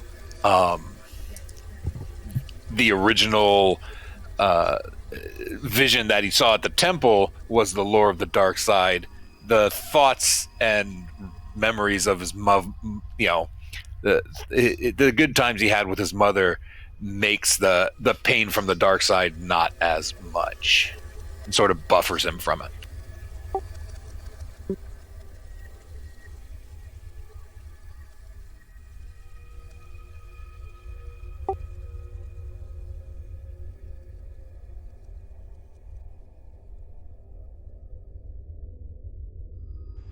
Kel's kind of thinking about how it might be the light side that's actually leading him here. And obviously Eth disagrees. But, given that, he does sort of see his mother materialize in front of him. She goes to a very specific tunnel and sort of begins walking through it. And Kel notices that she stands sort of separate from the pulsating red color. She isn't manifested from the same power, at least that's how it looks. So Kel, being led by his mother, takes the path down these tunnels. The rest of you following, not needing glow sticks or illumina rods, right? You're good to travel through, even though the color is rather discerning. Time seems to pass at a very slow rate, and you travel for what seems to be eons through dark tunnels, only slightly illuminated by the crystal's red light, and then blastingly illuminated by it. mini offshoots. These small tunnels, about person size, but getting smaller and wider, sort of coming in and out as they travel, fork off from the main way that Kel leads you. As you pass each other tunnel, everyone, except for Kel, swears they see a loved one's face, or like maybe a fat payout, right? Or Fen, in Fen's mind, she might see this, grand factory producing all the things that she wants, or, a laboratory, right? Everyone sees a person or a fantasy or a place that they'd like to be. And so I don't really know what that might be for your characters, but since Kel already sees his mother, he's led by that. The rest of you are being tempted by that fantasy to travel out of on these side tunnels. So, Bo, what do you think Tarkaza sees here? And tell us that. Tark sees his wife and his kids that were lost in the war against the Empire, where he was taken captive as a spice miner. Excellent. Okay. And so what Tarkaza knows at some part of him that his wife and his kid, everything happened. Those memories are real in his mind. But there they are, right? Through this tunnel. So make a hard discipline check.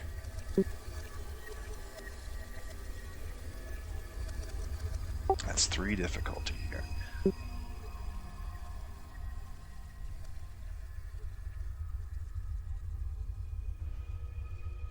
So you're taking some strain, but how do you think Tarkaza resists the urge to travel down this side tunnel away from the party and Kel's leadership? Yeah, definitely sees his wife and kids wanting to follow them down the wrong path, but hesitant, knowing that his family's gone, and then looking at his friends going down the correct path. So he shuns off those memories and continues to follow Kel. So that's pretty cool. Really like it. 1 experience point for Tarkaza this day, at the least. Telly, Fen, any ideas from either of you on sort of what you see? And then we're going to have you roll that discipline check and see how or if you resist it. I think Fen would see, like you said, a grand factory of futuristic technology and everything, and seeing all her family in there working, and everything like nice and clean and efficient. I love the idea. It's like clean. There's labels for things. People are actively putting stuff back. You know what I mean? All the whatever Fen's little intricacies are, right? And properly checking out the stuff they take away. Yeah, it's all well inventoried. You know where everything comes, everything goes. You've got all of it tracked, and it's really appealing. It's pretty amazing. So go ahead and roll your discipline. Again, the same sort of result, right? You're obviously you have a difficult time resisting it, but you do. Do you take any sort of special means to do so? Yeah, she's takes a step towards there, and then when she gets really looking at it, things are just slightly wrong. Like some of her family members don't have that trait. Like Vic doesn't have his missing eye. Oh, cool. Things are just slightly off. Like they're too perfect. Yeah, okay. That's perfect. I love that. Tell you what about you? What do you sort of see here? Is this supposed to be enticing or just? Yeah. The idea is that you would go towards it, getting lost in these caves, right, and getting separated from your group. Yep. Because I had a different idea that isn't enticing. Is there a way you can make it enticing? No, I was thinking. That's fine. I'll just do a different thing. So Telly left. Oh my gosh, is it called Balthazar, the planet? Belisar. Belazar. So she left Belazar on a scholarship to get further education, where her parents are left there, breathing in toxic fumes and very polluted environment. And so she sees her sickly parents ready to kind of like say hello one last time. Okay. Right on. Very good. And a discipline check for you, 3 difficulty, to see if you get lost down these tunnels and go after your parents. Y'all, I might be walking off right now. Yeah, I thought so too. Have faith in the Force. It will lead you the right way. Or not. Oh no. Everybody had 1 die. Yeah. Why? No Wait, discipline in this party. everybody's willpower is 1? Yeah. I You don't mean, need That's no why you're the willpower. leader. What? Not even the average of 2. yeah. There's a reason why you all had so high obligation at the start of your characters. It was like, you had very little experience and had 15 obligation. Like, you basically stepped out the door one day and got in line with a hut, to do something, and then stole from that hut and had to go on the run. Like, it was very quick in your adventuring careers. Wait, I can take this money and spend it instead of taking it to the boss? Done. Exactly, done. So, Telly, you go down away from the party through one of these tunnels. It's shadowy, but there is this pulsating red light, so there's a chance that the group might see you. So everyone who didn't go down the tunnels, roll a hard, upgraded once perception check. And let's see if we catch Telly, sort of like, oh, hey, Mom, going down these tunnels. Oh, good. That was a good one.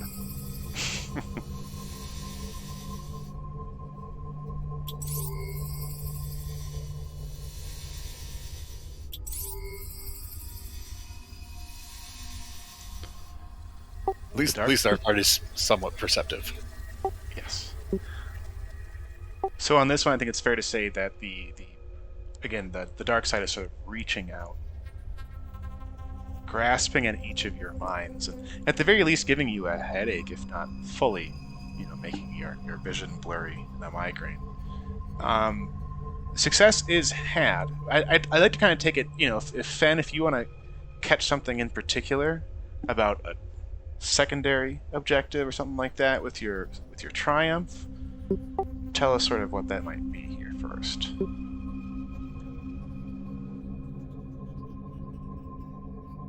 I was thinking of a way to support the others. Like, she gets upset at this illusion, grabs a rock, tries to throw it down there. It bounces off the wall, hits her, and it bounces off, and draws the attention towards Tilly. Okay, very good.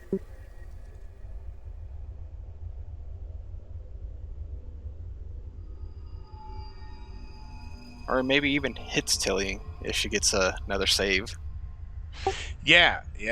I mean, Tarkaza, and perhaps something a little bit less about because she'll be found by Tark and Kel.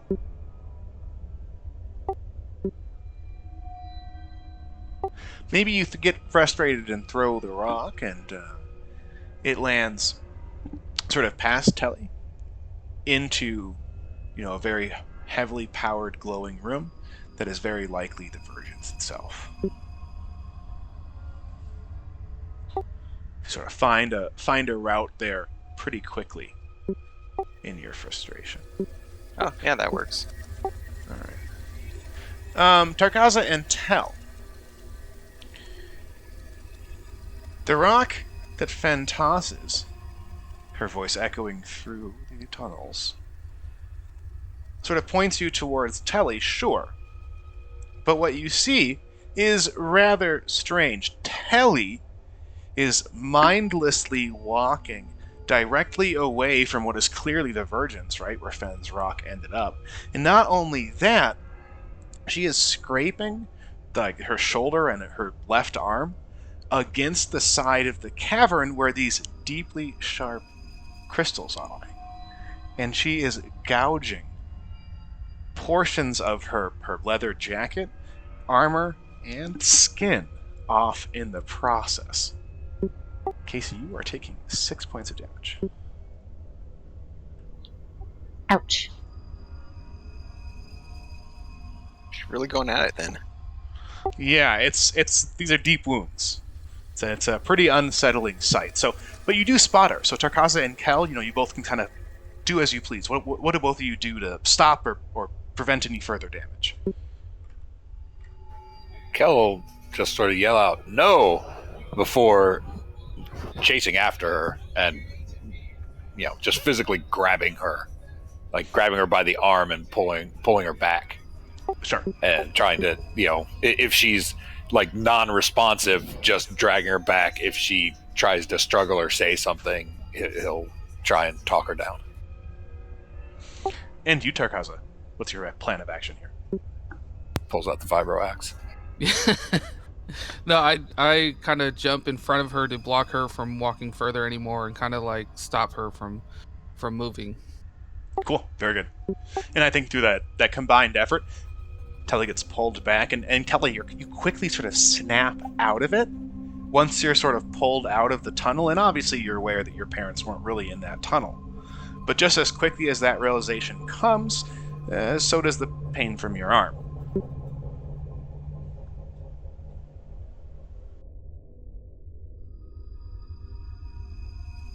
Ouch.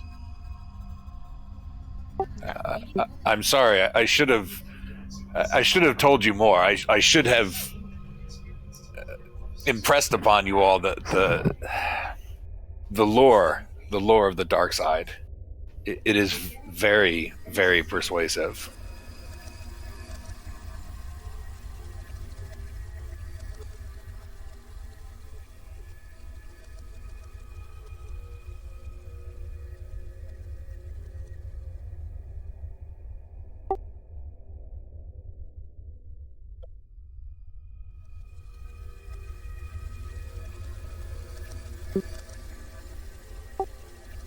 Physician.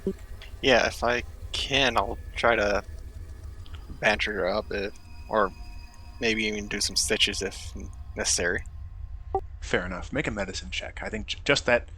Yeah, stitches are probably a good idea. Unless Telly, you'd rather Fen not for some reason. No, that's... Please stop the bleeding.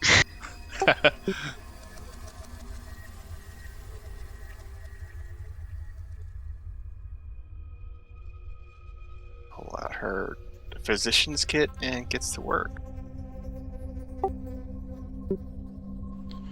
She's at 6 out of 14. So less than half.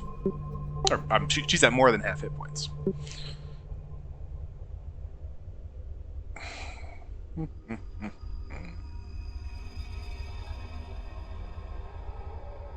Oh, wow. Oh, that sucks. Doesn't heal anything. If she had any strain, that's all gone. Does the special count as a success? That looks like it's the one success that was canceled by the one failure.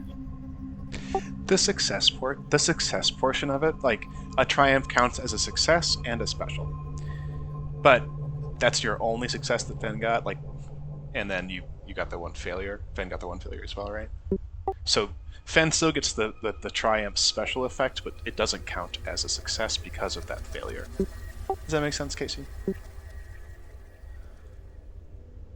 Yeah. Right.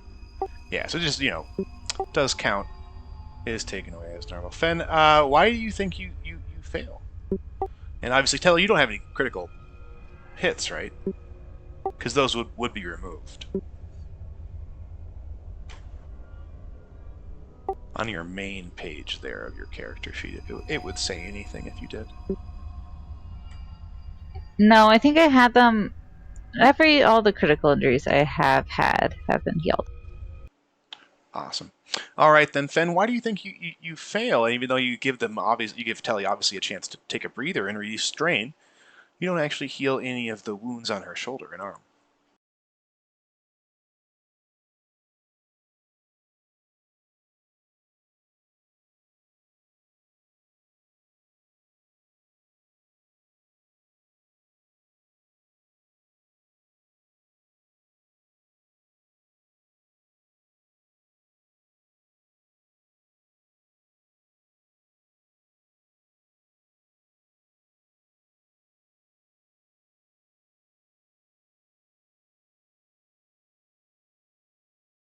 Or this isn't that bad. Yeah, exactly. You're definitely not going to get any infections in here.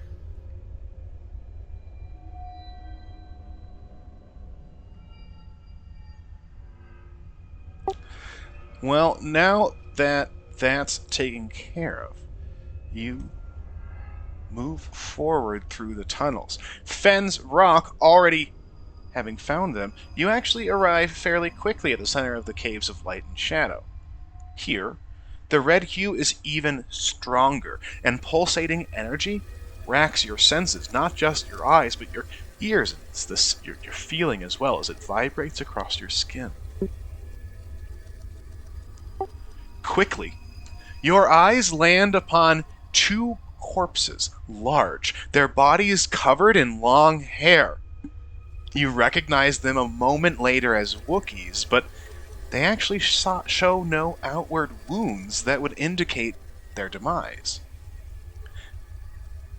You approach, taking several more steps, Kel's mother sort of fading into the wispy, pulsating energy, not to be seen for a moment.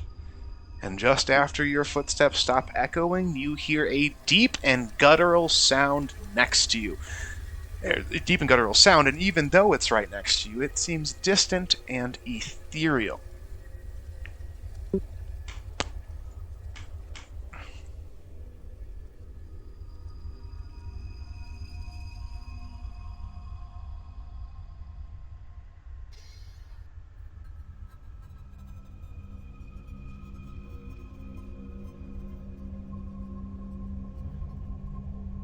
Is that kind of the similar what we fought before?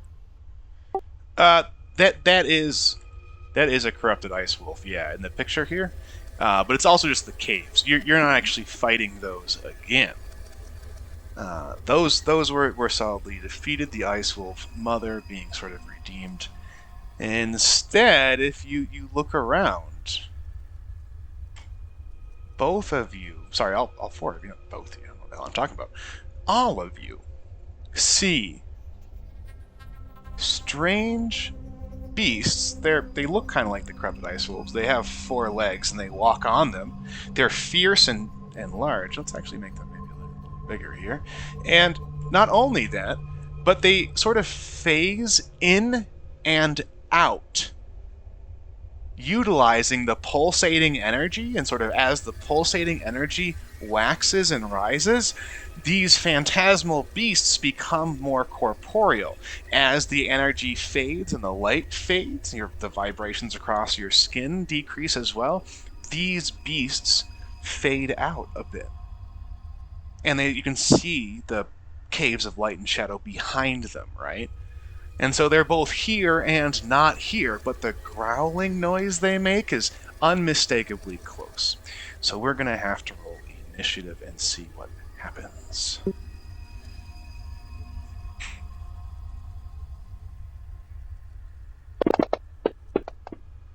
And it will be a vigilance check for your initiatives today.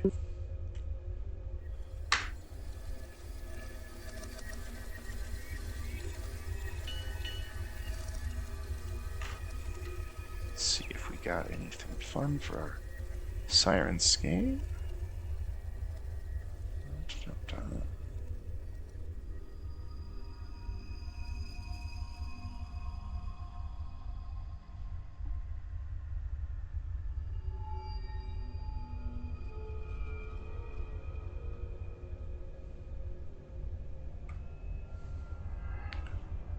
Okay. Oh, Fen, I was going to say, did you roll? But you did.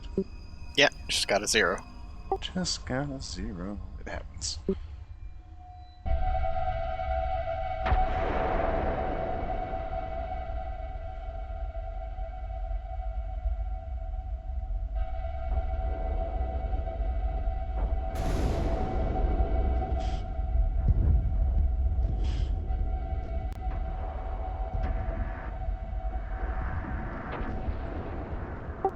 Okay. So the party gets to act first. Kel, really, being very aware of maybe some like prickling, disturbing sense on his, in his mind, right? So you could clearly take it, Kel, or you could pass it off to one of your buddies here to act. For what it's worth, you're, everyone sort of, it might be in their hands. You've got to ready your weapon still and get out. Everyone having taken a moment once Telly was down the tunnel. So what do we do here? Whoever goes first. Kel's going to leap into action. All right, select your character. Go for it. Let's see what happens.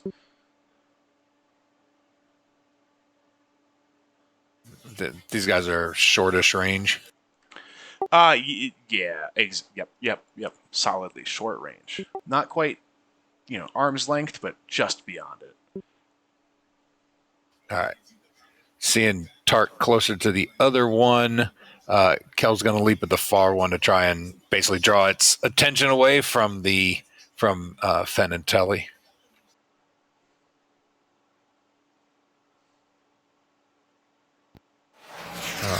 Normal. Any defense dice? I'm checking right now. I think. Gotta make sure what's going on here. No, although they do phase in and out, they're gonna have some stuff after you attack. Go ahead. Right Okay. now, they're just average strike.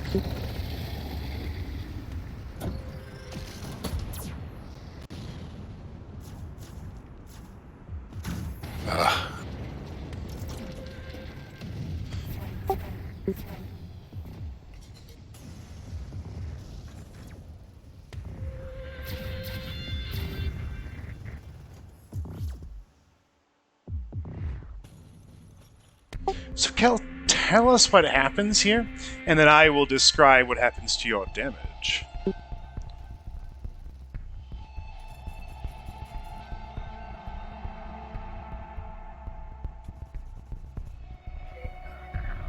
Kel, almost instantly, lightsabers out, lit up, leaps across the distance to, with the intention of protecting the group, but being in such a place of dark side energy seems to go to a little bit of a bad place for himself, and seems to release a little bit of pent-up rage swinging at this creature.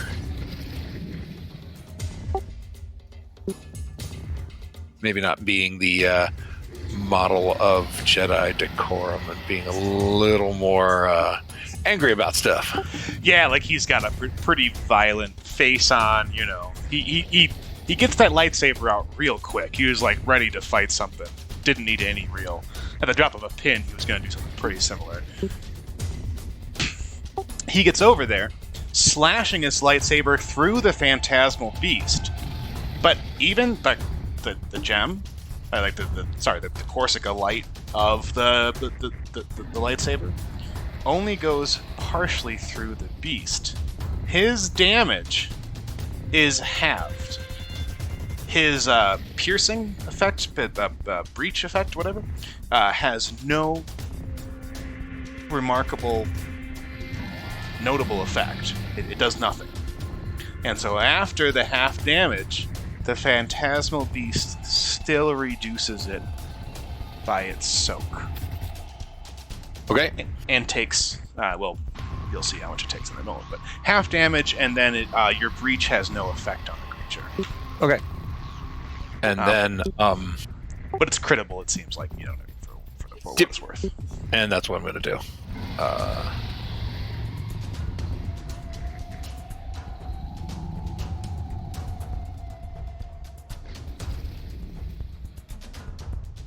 Is it still half for crit bonus? Yes. Yes, definitely do a half crit bonus. And then drag on to the one on the combat tracker, correct? Let's do that, yeah. And that's number 1, it looks like. Yep, you got it.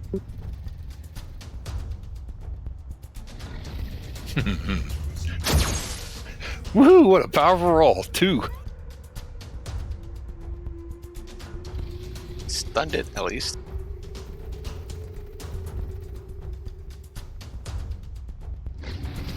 Yeah, you did definitely stun it.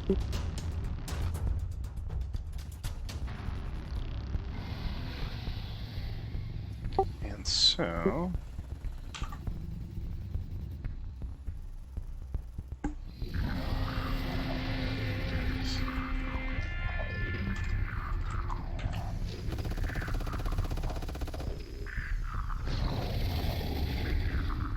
Excellent.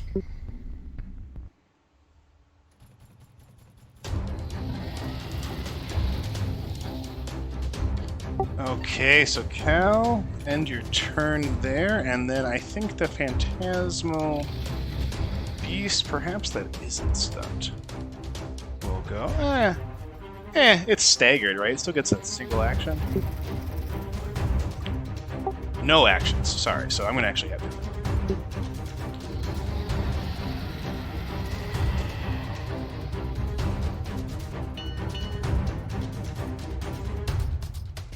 Okay, so then this one I think will sort of lumber forward, growling as it does, and take a sizable attack at the nearest target, which happens to be our good friend Tarkaza. What's your defense, Tarkaza? I have a 2/2 defense. 2, okay. I will upgrade it once.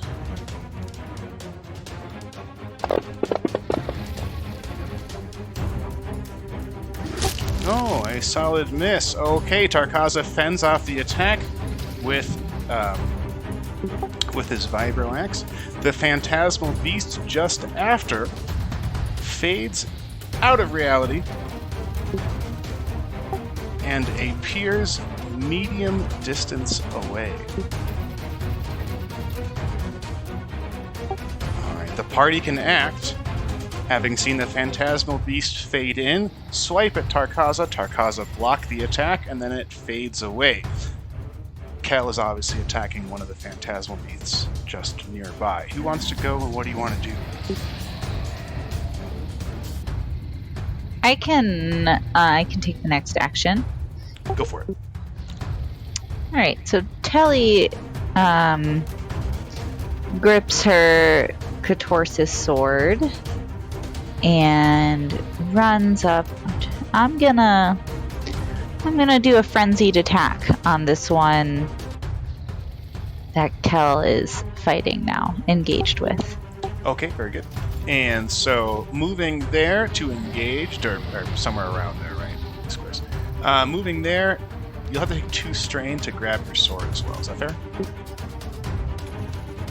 That's fair. I'm actually going to take 2 more for my frenzy attack, so I'm going to take 4 strain total. You got it. All right, let's do it.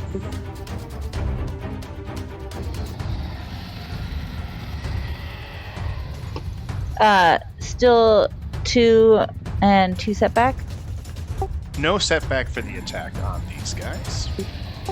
And you'll have 2 difficulty, but you're upgrading it twice from your strain.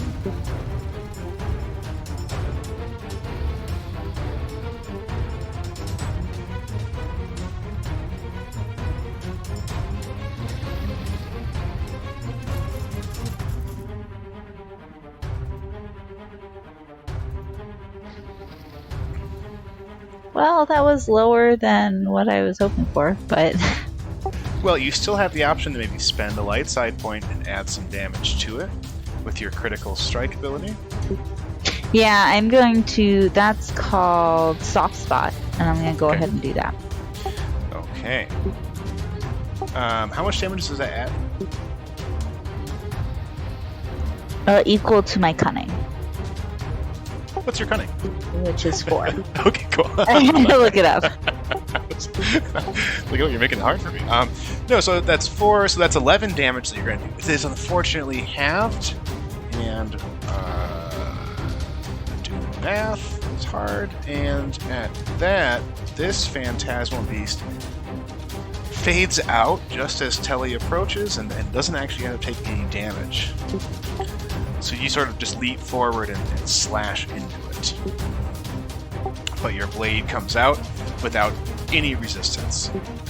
It takes 0 damage. I thought you said it was halved. It was halved and then takes away its soak. So you did 11, reduced to half, and then whatever its soak is, reduced all of what that was left. Can I, in terms of strain, would just for future attacks, would it be? I don't know anything about the phantasmal creatures, and I was wondering if doing damage as strain would be better than wounds for them. Oh, no, it's pretty much the same thing. Yeah. Yeah, it's just the fact that they're phasing in and out that's doing less damage. So if you can't really, if when you're striking them, half of your momentum is taken away from the fact that they're just not there, then you're just going to do less damage in the first place. And unfortunately, they don't actually have any strength because they're rivals. So they don't actually have a strength characteristic at all.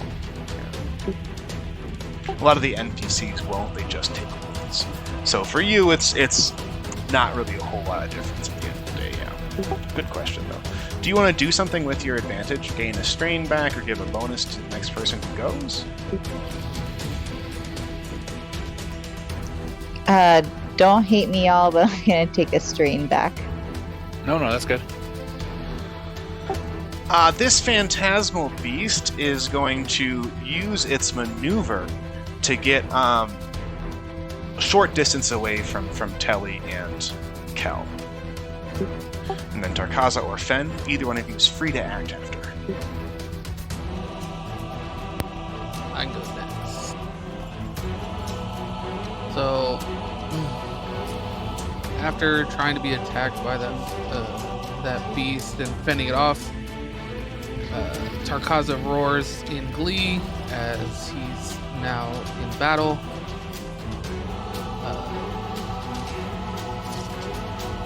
I guess the phantasmal beast one's closer to me.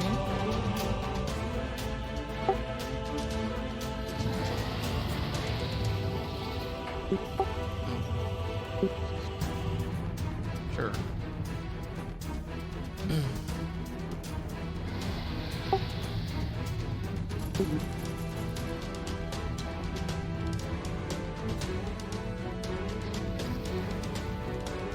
And then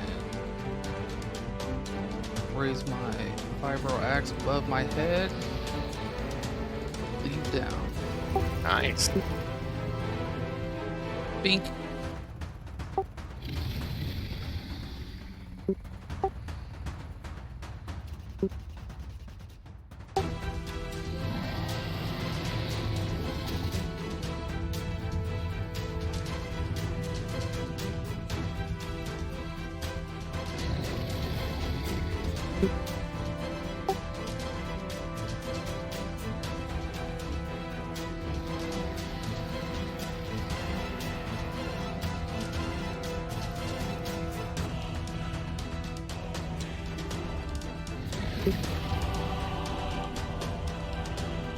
Can I spend them to have both these things phased in? Like I kind of block their whatever force power may be making them phase in and out, and I just make them stay phased in. That's awesome. Yes, absolutely. Like I super love that. Maybe like you use the two specials, like you smash the crystal nearby, or just as it rises in vibration and light, you sort of bring the axe down. it phases out of the beast and into this crystal, smashing it, and then both of the beasts suddenly become far more corporeal, and they will remain so for at least the next round, maybe a bit longer. You know what I mean? Like, but you've just given Kel and Telly the chance to do some real stuff as well as yourself. That's good. That's great. Tarkaza roars in victory. Yeah, that's pretty good. Great use of triumphs. Excellent. All right, Fen. I think you're the last one. Yeah. How tall is this cavern? Gosh, it's probably like 5 meters tall. 15, 16, 17 feet. Right. Not crazy, but up there. Large. I actually want to turn on my jetpack and use a maneuver to fly up hopefully outside the beast's range. Okay, fair. Your check will you're gonna have to make a check in here, and you'll get a setback die and be average difficulty. The coordination or whatever. Yeah, definitely coordination, just to sort of zoom around. I think that's fair.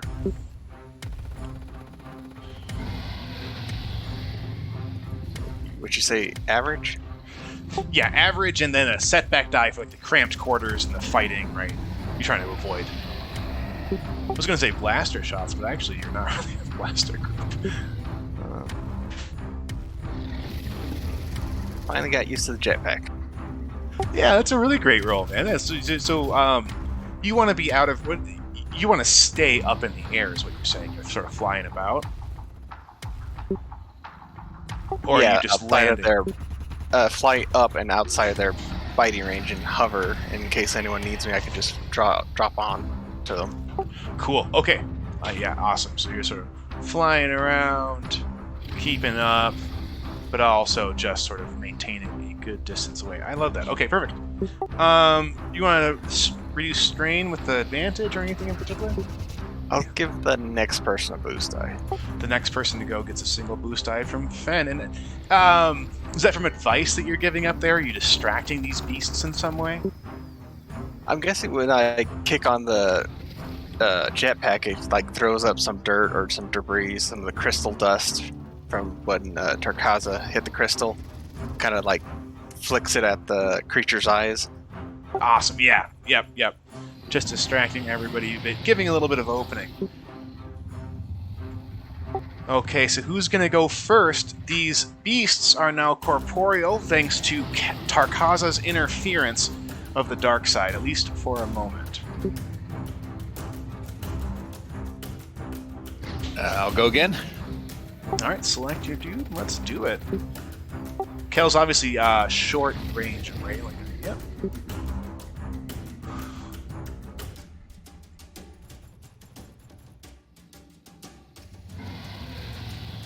I get one boost from Fen. I'll go aim.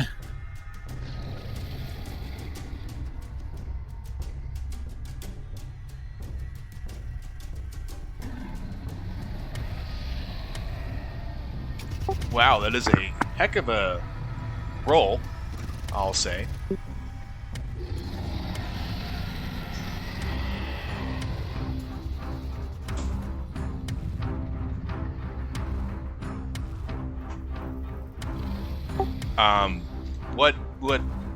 What does that look like, Kel? How do you... Well, does it seem to finish him, or should I No, do the crit on the guy? He'll be up. He's got 6. Yes, the Phantasmal Beast will remain standing somehow.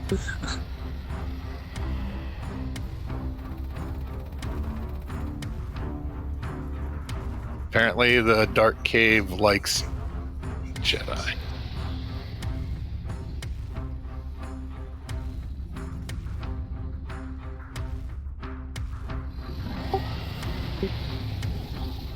It's just we're in the dark side cave, and it actually did a lot of damage.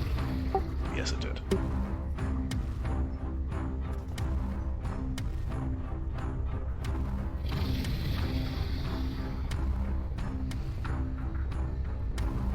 Oh.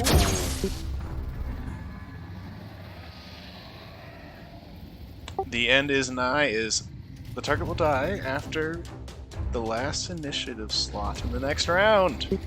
So the Phantasmal Beast is essentially cut from this dimension. Now, what does that look like, Kel? As you know, it moves away. Tark runs up and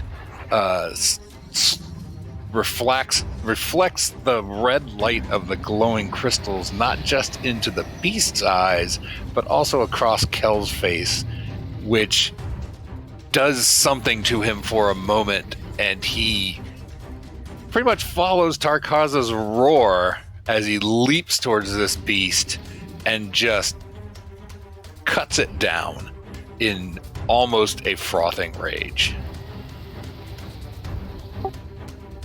And next person gets a boost die.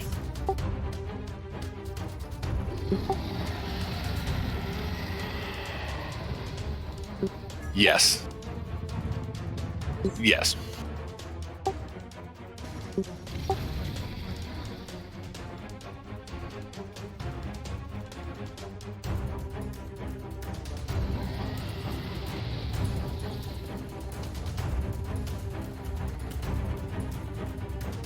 Obviously, sensing that Kel is wielding some portion of the light side, the second Phantasmal Beast rushes forward, making an attack.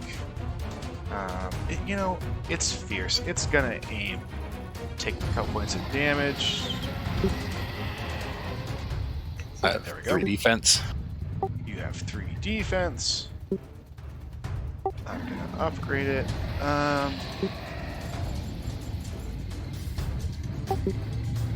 Obviously, it's difficult. That's what I'm missing in there. Looking at what this looks like. Oh, Kel. We hardly knew ye. Sorry, I gotta roll one more. Okay, so a little bit better for you. Kel, you're gonna slash out at the creature that comes up behind you, quickly utilizing the force from your first strike in the round to do so. The creature takes a full cut along its midsection, materialized as it is, but then rushes forth and manages to maul you, doing not only this amount of damage. I'm gonna parry some of it. You're gonna parry some of it? How many? 4 points. Cool. So you take one. It's gonna critical you. You are also crippled from the mauling, primarily focusing on your midsection and legs. Kel is gonna take a strain anytime you change position in any way. You know what I mean? Like move, quote unquote. Yep. For the rest of the encounter. And then it's going to attack you. We're going to do some criticals here. Okay, it's going to increase the critical. Well, that was the critical, right? No, that's a crippling blow. Okay. Yeah. And then the critical is 20, 30, 30. Okay.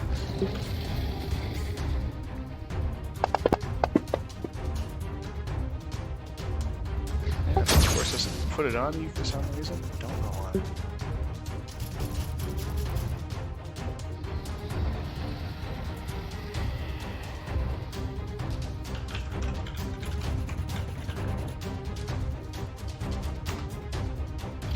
His scattered senses.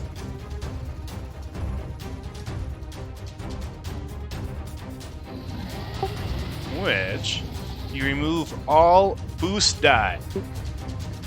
You don't get them. You don't get boost die for the rest of the encounter. And whenever you move, you take strain. The only positive to this is that it seems that Tarkaza's severing of the force and its connection to these two beasts doesn't allow them to phase in and out. And so while the beast tries to dash away afterwards or phase away afterwards, it's unable to, and is forced to stay just there. Alright. Telly, Tarkaza, Fen, who wants to go and what do you want to do?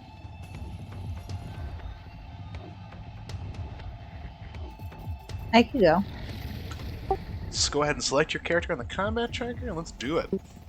And I gave you a boost die. You get a boost die from Kel, that's right. We're gonna take another swing with this Katorsa's sword. And yeah, I'll move up. I'll move and I'm just trying to. Let's do another frenzied attack. I think I can take the strain. I believe in myself. Sure, the one that's right here, that's the one that's on its way out. So you could focus on the one down there if you wanted to. Sure, let's do that. I'm feeling confident. Okay. So you just take Is that the two one bigger? It's not supposed to be. It's just they're both the same size.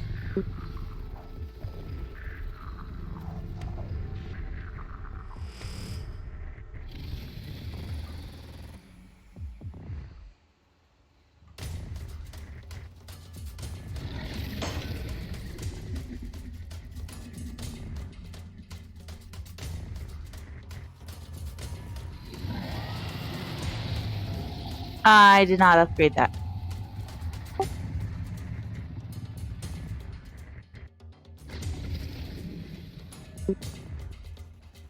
Yeah, you already had all yellow, so it's just. Oh, sorry, another green die.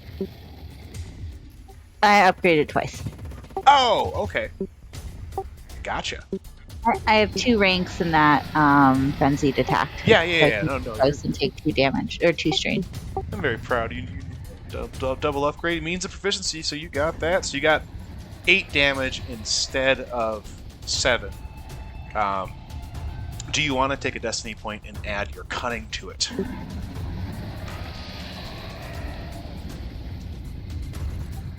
Yeah, I do. I'm realizing I don't think I spent it last turn, so I might need to spend 2 this turn. Okay, let's we can look.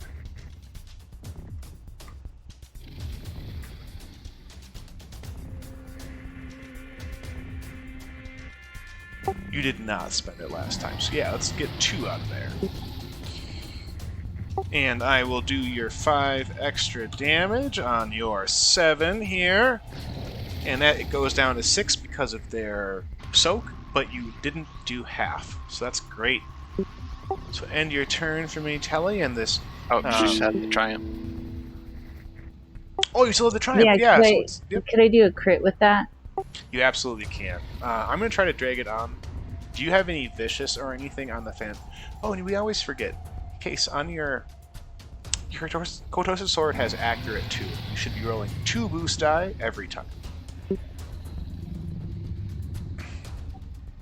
I thought I built that into my. Sorry, I have it on my F4 key, but I guess I didn't do that. Okay, I'll rebuild that one. Okay, fair enough. Yeah. It's really good for getting some extra damage off. So go ahead and roll two more boost die.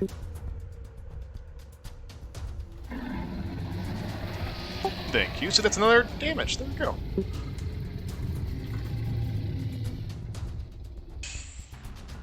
And you want to roll a critical on the second Phantasmal Beast. And it will be at the brink. On the second one, too? Wow. They're pretty good. And that one's going to be a strain every action the second Phantasmal Beast takes. As I said, they're rivals. They don't have strains. That effectively means they're bleeding or, exuding their dark force power every time they take any action whatsoever. Love it. Very good, Casey. Go ahead and end your turn here. Okay, this Phantasmal Beast raging at the coming darkness will make an attack. I think we're going to keep attacking Kel. The source of a lot of its anger right now.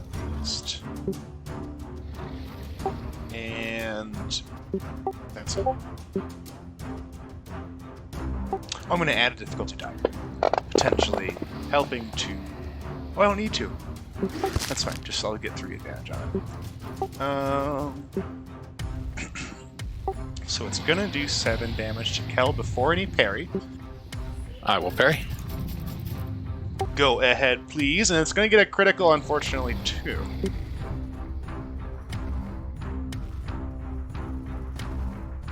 So parry reduces it by 4, and then I should soak the rest off.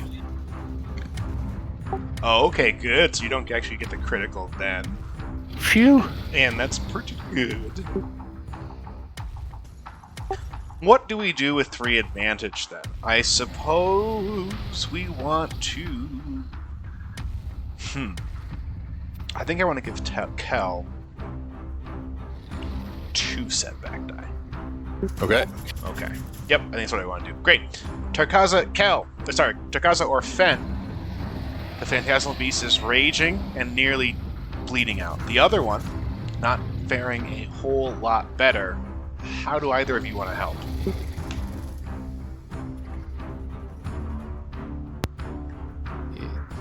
I'll go. So seeing this first beast kind of, on its way out, it's dying. Tarkaza kind of like snuffs him to walk over to this other one that just mauled Kel. And then seeing Telly frenzy attack inspires him to do the same thing, so he's not kind of shown up as a warrior himself. I take 2 string. We got a frenzied Wookiee and a frenzied Balasar. Mm-hmm.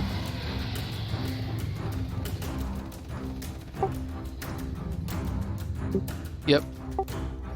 I'm glad you don't frenzy Fen. So where's your frenzy, Kel? I'm just doing it by burning a bunch of dark side points. My frenzy is all RP'd and rolling dark side points.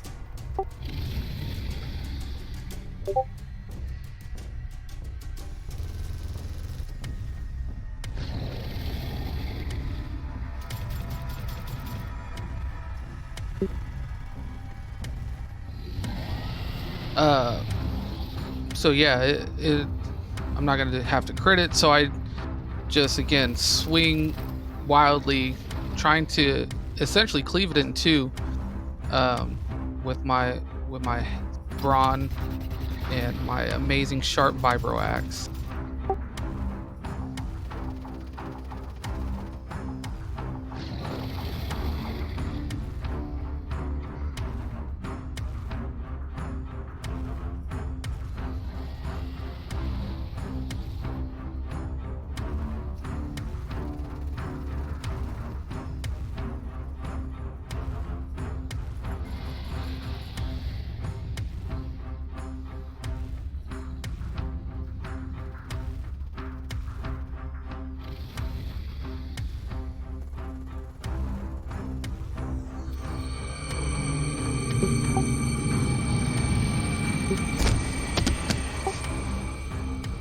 Yeah, I was gonna go over to Kel since he looks like his leg's been tore up pretty bad.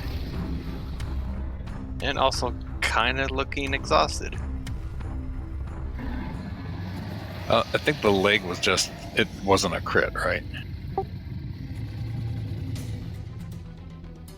Yeah, talent from the creature. So it should go away at the end of the encounter, but the other one doesn't. Yeah, that's the one still there. And you're fine on wounds, so it should just be 1.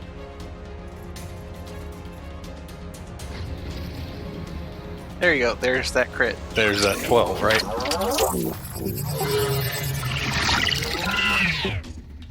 You're really cutting it under the wire there. I do have 1 wound, so I assume it heals that. Yeah. And 4 strain. Yeah. So what, that was a total of 11 hit points I healed? I needed 1. So what does that look like? Comes over and expertly patches me up. We all just sort of like side-eye Telly. Sorry. Yeah, pretty wounded. She's still all ripped up from the rocks. Yeah, This was an actual creature? Her bandage is falling off. Yeah, just eventually just fly over, fly down, pull out like a special concoction of like regrowth cells and stuff, and just inject it into Kel, and he's right as rain.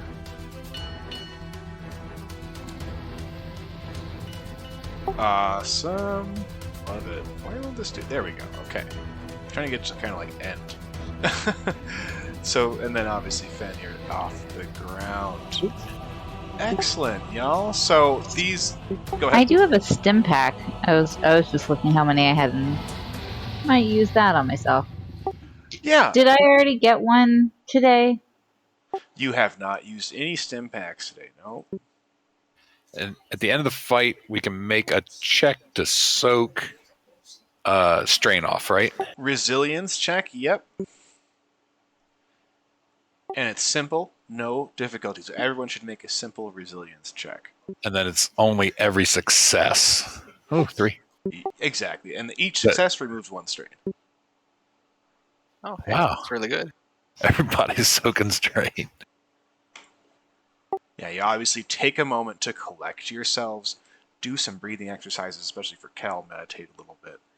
And, watch these creatures disappear, giving yourself some strain back. That's good.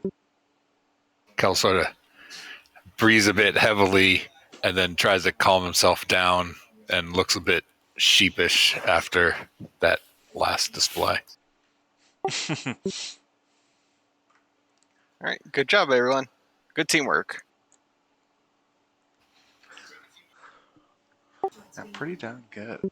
So why don't we take like a 10-minute break here, and then when we come back, we're going to look at these Wookiee bodies and maybe discover what's going on, potentially stopping the dark side from corrupting the Curator.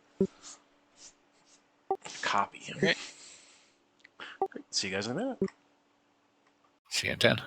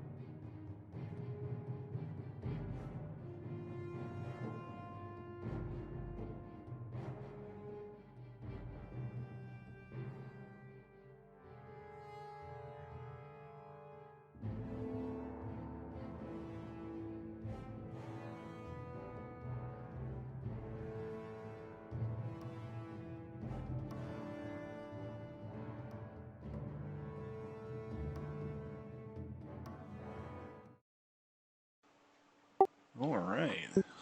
Fen back. Let's see what we got. Look here at our notes for the night. I'm here. Awesome.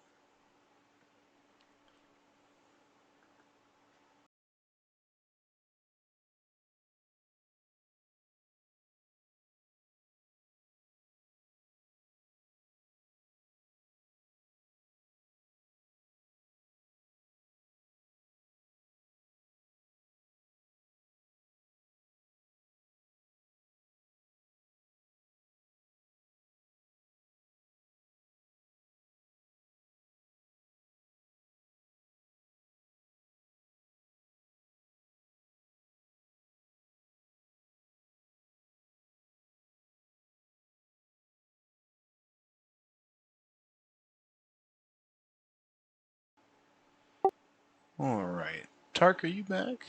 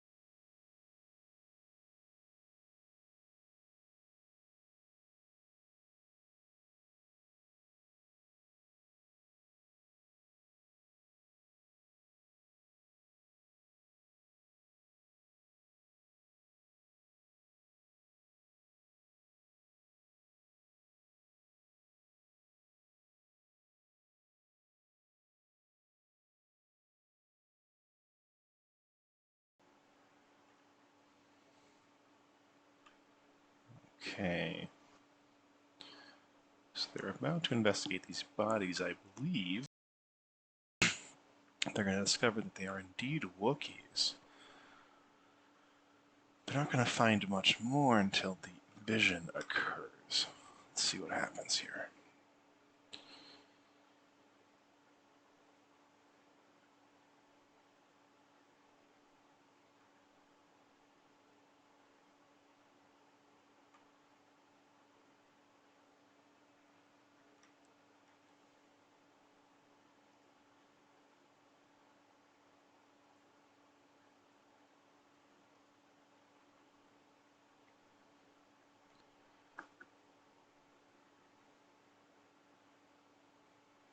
All right, who we got here? Oh, Fenn's back.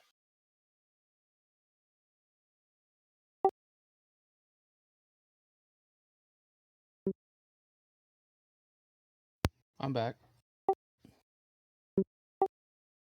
We can sort of begin with any immediate things that might come into play. Once these phantasmal beasts are destroyed, you find that the pulsating light is still present, as is the overwhelming dread.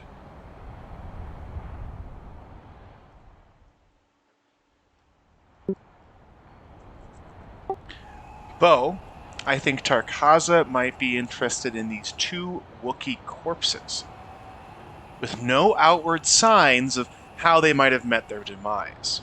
Fen might be interested in them as well. Beyond that, however, there's clearly the crystals about to maybe investigate, but not a whole lot else. Does anybody do anything, beyond my suggestions, or have any ideas for themselves?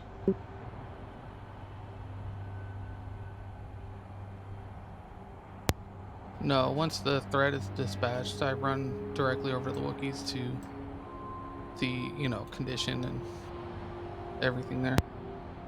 Yeah, and we'll also go over to lend medical aid if they're still alive, or see what killed them if they're not.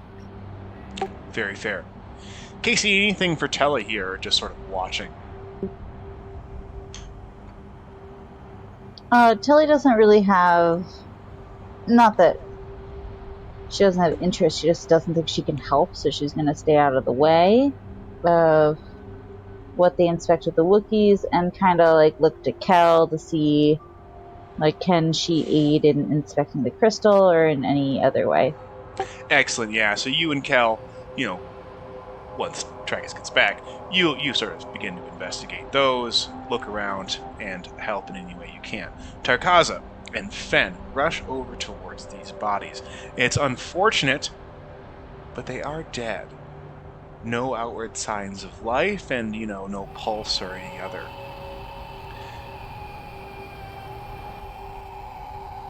Tarkaza is pretty experienced in battle. He has seen a lot of wounds, he's caused them, he's received them. And though these Wookiees are obviously of the Kashyyyk warrior class, he does not know them, and he does not see any, slit throat or wounds, right? That would show that. Fen, how do you sort of look? How do you examine the bodies? What do you do exactly?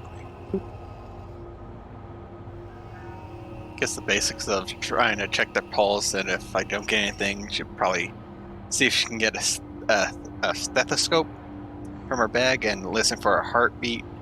If that doesn't work, like check their eyes for any like ruptures in case like electrical shock, their mouths in case any poison, frothing, any like puncture wounds that could be like on their legs of a snake or spider or something like that.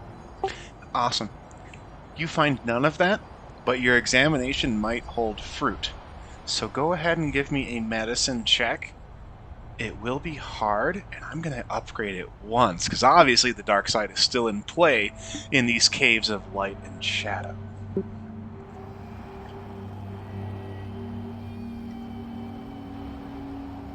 know what? We have a bunch of them. I'll go use a chip.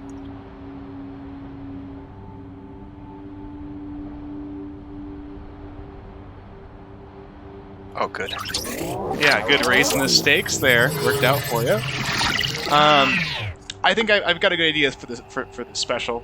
It's some added stuff, and I think that you're primarily asking how they died, right? Anything else? Mm-hmm. Cool. Okay. So Fen examines the bodies like you said there, Valid, and then what Fen finds, is that the bodies didn't die from any external source.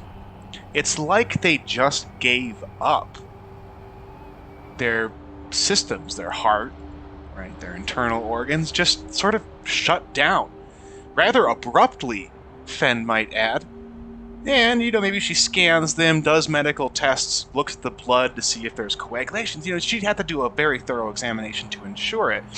But I think just maybe given how much experience she has with Tarkaza's anatomy, Fen's triumph is just being able to immediately discern without a full autopsy that these two Wookiees, for lack of a better set of logic, were ordered to die here. And they did. Something or someone told them, go to the caves of light and dark, lay down and die.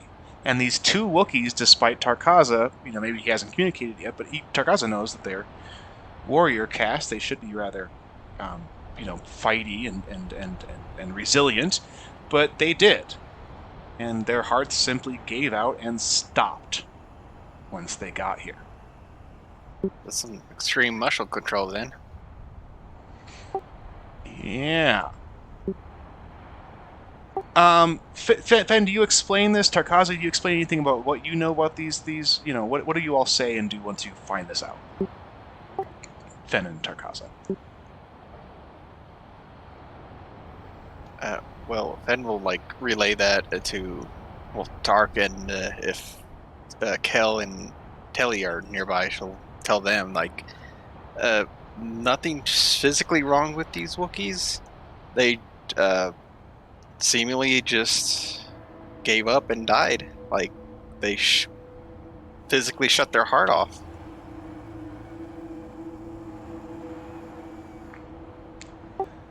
Bo, would you say anything here? I would kind of be in some like disbelief. Do I see any kind of like armor or weaponry or like markings of like any kind of people say- they worked with? Yeah, let's say no. I actually think that they would be rather bereft of anything. They don't have any weapons. They don't have any armor, and like while some Wookiees wear like bandoliers and such, other accessories, they don't have any of those either.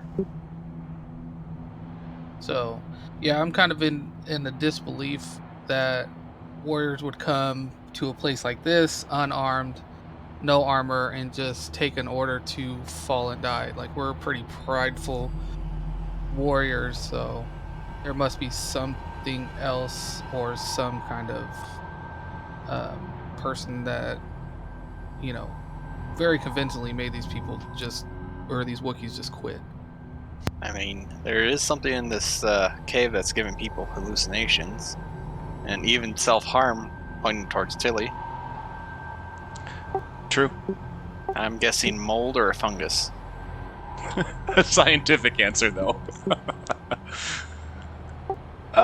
Great. So, Kel, Telly.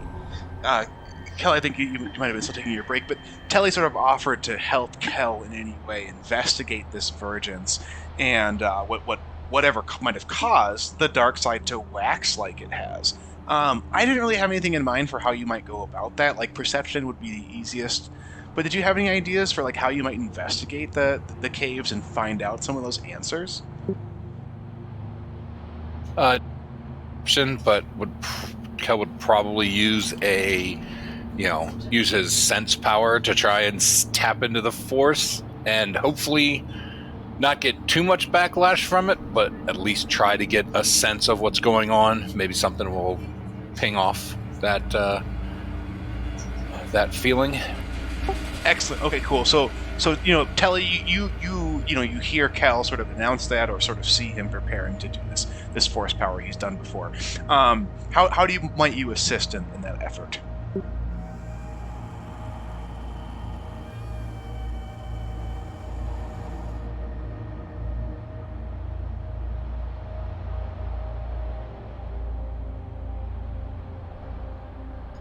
I don't know. Let me think.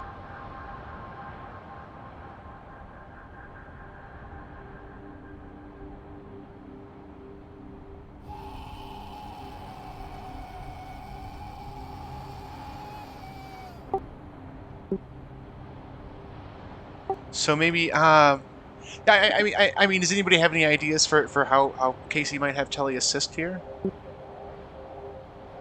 Just maybe like looking at crystals, or I mean, she has Belisarian senses. What were you saying, Greg? Oh, that's what Kel would have suggested, is to basically start looking at the different crystals, see if there's anything weird or different with them, something behind them, maybe something inside them, because Kel's going to be looking at those as well. Cool. Does that sound fair to you, Casey? Yeah, let's we can kind of circle them and flank them on opposite sides, see if there's anything odd as we go around them. That's fair. Yeah. And I do always forget this, but you are really a Belisar. They do have pretty sensitive the antennalops, whatever they're sort of called, that are really sensitive to vibrations. They give you a bonus on your vigilance checks and all that stuff. So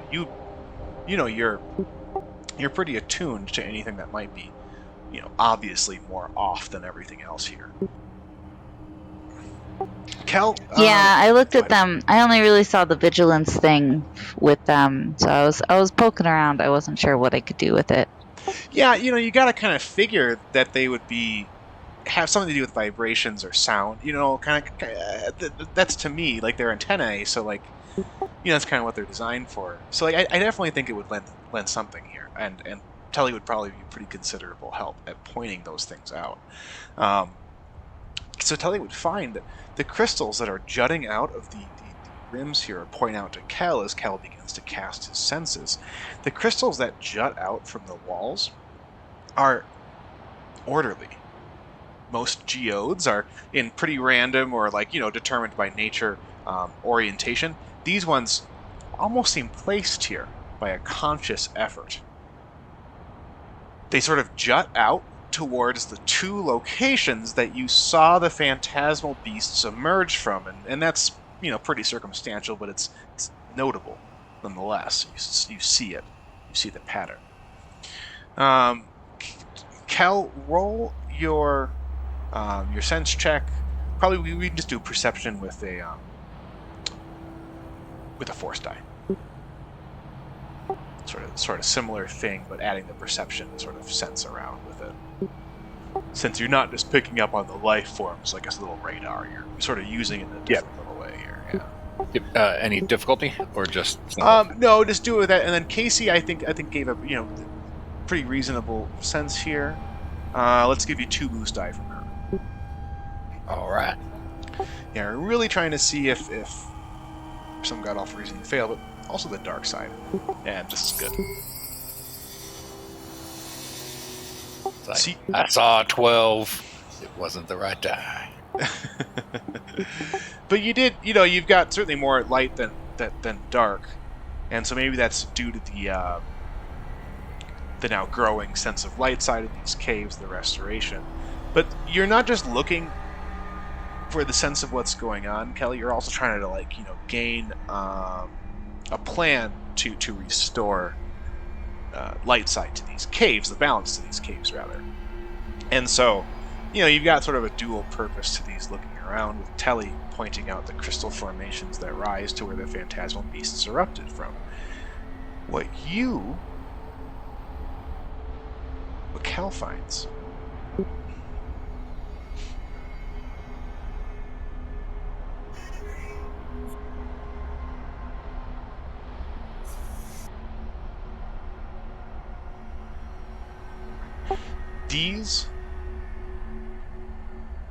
the dark side here waxed because of the 2 dead Wookiees. Your mind casts out and you see a timeline. Then, your mind's eye, Kel's mind's eye. He sees a forested planet, tall, gigantic trees rising into the sky, and Wookiees populating sort of small settlements within them. Suddenly, a cloaked figure in a black and deep cloak appears in the vision, superimposed over it, not so much in the trees or on the ground. This black cloaked figure begins to use the Force to draw the Wookiees to some form of cave itself, leading to its own laboratory complex, not a natural cave like these ones you're in. This complex has the Wookiees subjected to torture using the dark side of the Force, and when the Wookiees emerge from the complex, they are completely under the control of the hooded figure who is still superimposed over the vision. These 2 particular Wookiees left that laboratory. You swipe to a Corellian CR-90A assassin class, black clad like the one that was destroyed at the Fab. This Corellian Corvette transports the 2 Wookiees from the forested planet to Spitnir. They take part in the assault against the Dawn Temple, but only in a cursory fashion. They watch NK Necrosis and the Magna Guards attack Eth Koth and the Dawn Temple, and they watch it as they go straight to the caves of Light and Shadow, enter the deepest part of it, go to the Vergence, lie down, and die under the mental control of whatever dark figure stands superimposed in the vision the entire time. These 2 Wookiees died during or just after the attack on the Dawn Temple just a few days ago.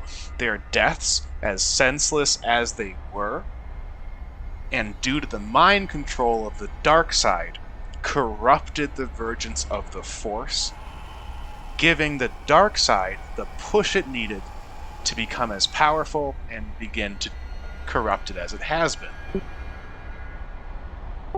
Kel snaps out of his vision with a deeper understanding. What does he do?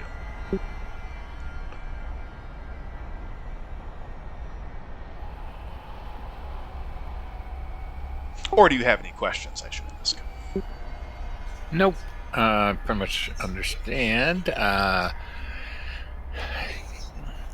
Kel says, the bodies, we have to get them out of here. I think that's the first part. Nice. Yeah, not a bad idea. Should we do something about the glowing red crystal? So the crystals are sort of reacting to the dark side. When the first time you were here, they weren't glowing like this. So you imagine if, Kel's suggesting basically a way to take out some of the power of the dark side and help the crystals stop reverberating such evil power. Yeah. So he's sort of answering that in his plan.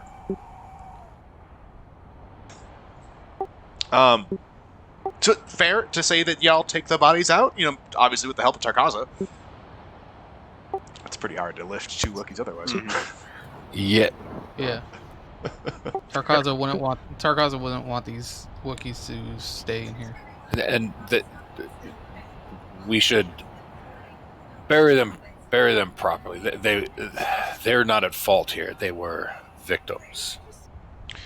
Yeah, and so as you lead these 2 Wookiees out, it's like a kilometer. It's like a half a mile. Like through the caves of Light and Shadow, up and out of them, and it's not paved in any way, and so it's rather kind of treacherous footing, and so delivering to I don't know, like 200 kilo or 100 kilo Wookiees is not the easiest thing you've ever done, and you sort of drag them out, get them out, and already as you leave Telly's antennae, I'm going to keep referencing them because they're cool, sort of, have a little bit of a less harsh vibration. The caves of Light and Light and Shadow are already responding to the removal of these corpses. A little bit less of a red glow, a little bit less of that dark pall hanging over the entrance to them.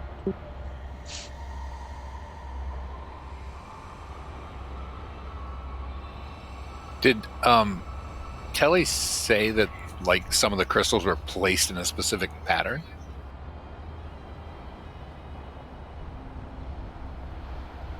I think I noted that they didn't occur naturally. Okay. Yep.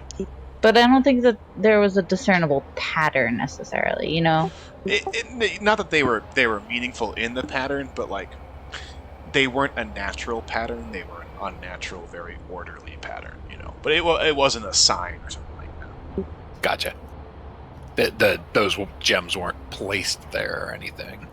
Yeah, just when the dark side erupted, it sort of surged forth, creating these 2 phantasmal beasts. They sort of popped out of the end of the pattern. Gotcha. And yeah, it was a really, that's a pretty crazy force phenomenon to exhibit, so it must have been an incredibly powerful surge of force. The question sort of still remains, Kel didn't see any vision of the curator copy, right? And any other part of the attack, so there's still this overriding question. But as you exit with the two Wookiees towards your land speeder, the clouds have already sort of parted a wee bit. There's certainly not enough dark side left in the Virgins to be sending forth, and it's confirmed that your quest was at least successful. Tarkaza, do you think we can take these Wookiees back to the Dawn Temple before burying them, or do you want to handle that here and now? I would definitely look to Kel for like guidance, especially since it's in a cave with certain things I'm unaware of. Sure. Yeah, you definitely get them outside of the cave, and sort of onto this like mountainous pass valley area, yeah. But Kelly, yeah, do you think that the Dawn Temple sort of has a graveyard-ish thing? Yes, and I think the people there would be able to do a better burial than just out here at the cave. We could give them a more honorable burial there. I mean, do you bury Wookiees, or do they have like another ceremony? It might be a pyre, but I don't know off the top of my head. And exactly, Kella's like, we'll make sure it is within the realm of respect, right? And so you take him back.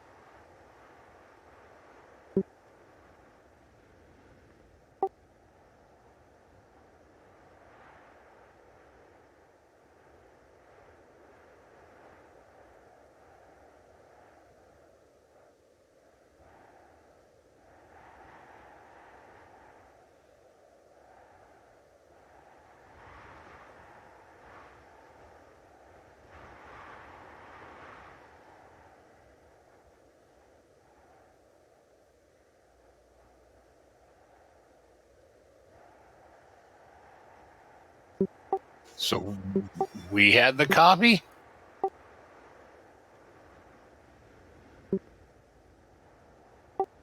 Wait, what?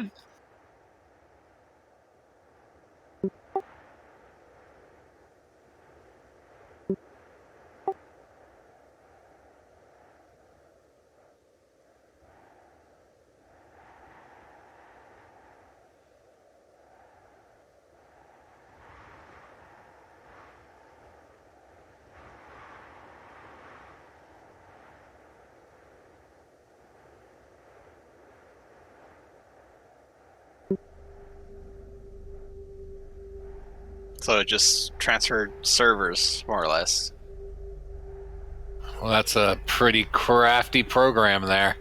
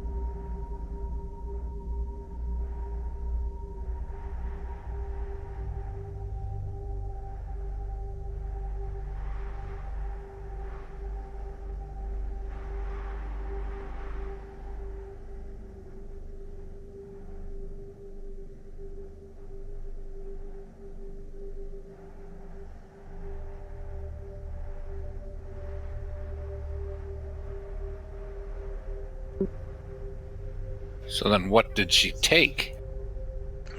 Ravnaron, Eliza's lightsaber, but most of it was foiled So by she- you all.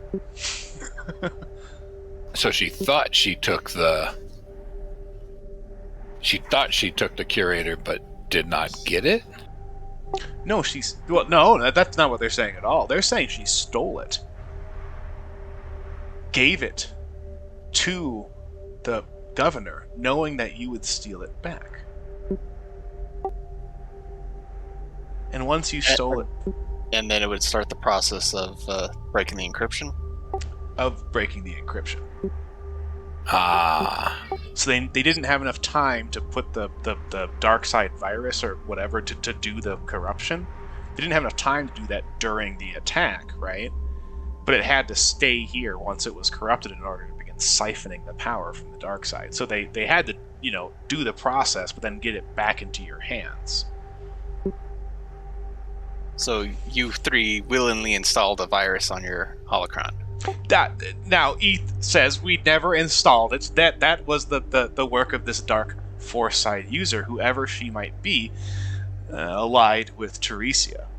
Yeah, but you plugged it into the temple, did you not?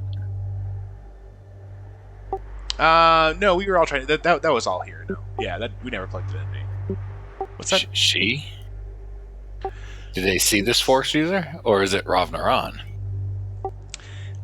They received a vision at the same time as you. They explain. Their vision saw Teresia. At least, the woman described to them as Teresia. So stern and serious she could never be anybody else based on what Kel has said she looks like. Under her is an army of cybernetically enhanced force wielders. We knew this to be a potential in the future, depending on our own fate and actions, Eth says. But what Eliza and I saw already fighting her in our visions of the future was another army, led by... And then Eth sighs and sort of gestures towards Eliza and says, and Eliza cuts in and says, led by... I'm gonna forget her name right when it comes up. How anticlimactic. Her name is... Cartala? No, she's not a... Merrily. Yeah. Merrily. Merrily, she says. Merrily was a failed attempt, Eliza says, at trying to redeem the Jedi Order. Much less successful than our own attempts with the Dawn Temple and yourself, Kel. She was brash and impatient and overwhelmingly violent. Kel looks a little sheepish at those statements. Nothing like me. I've never heard of those traits at all.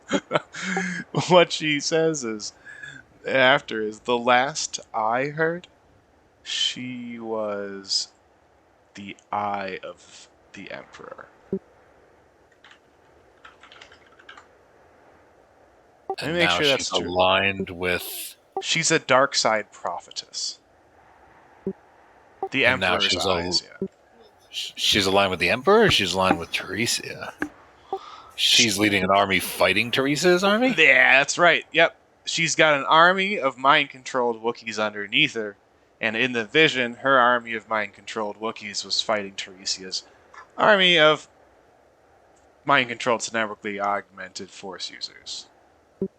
On one hand, I want to say let them fight it out and maybe have the rebellion come in and mop up whoever survives, but I think that large of a conflict will cause a lot of strife and death in the galaxy.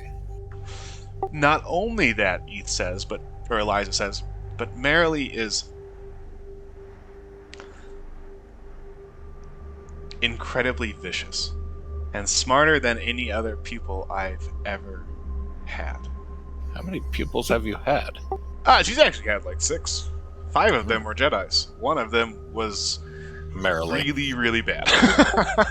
As it always goes, right? Like they only remember the one, you know.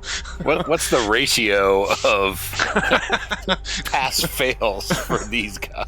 It's Yeah, like there's- 5-1. You know, it's like seems to be a lot of Dark Jedis running around. yeah, it's like 16% of all Jedi are just like meh, screw it. That seems like yeah. So she explains that she is a dark side prophetess. While she is not as strong as, or sorry, she's not as powerful or as high up as the Supreme Prophet. She is very high up in the religion that's being created around the dark side of the Force in the Empire.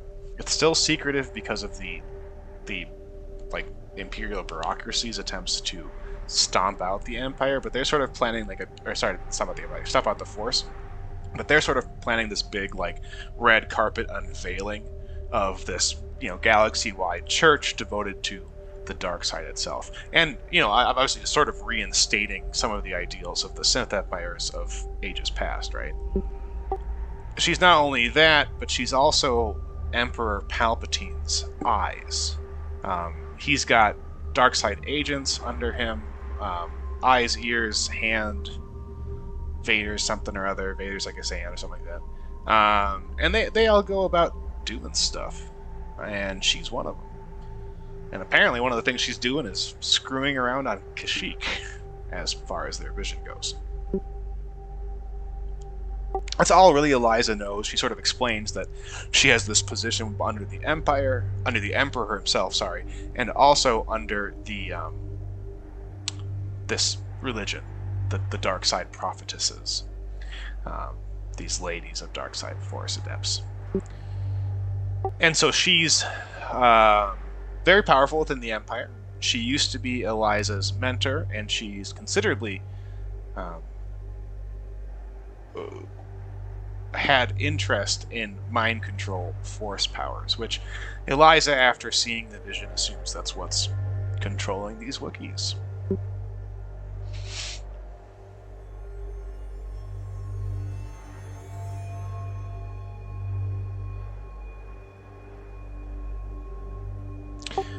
The holocrons mention rather plainly either not understanding the seriousness of such a war on Kashyyyk between mind-controlled Wookiees and cybernetically enhanced Force wielders, or just because they're AI. They rather plainly say that the message was also intended to be sent to Kashyyyk. I guess that's going to be our next destination, unless we have another thing.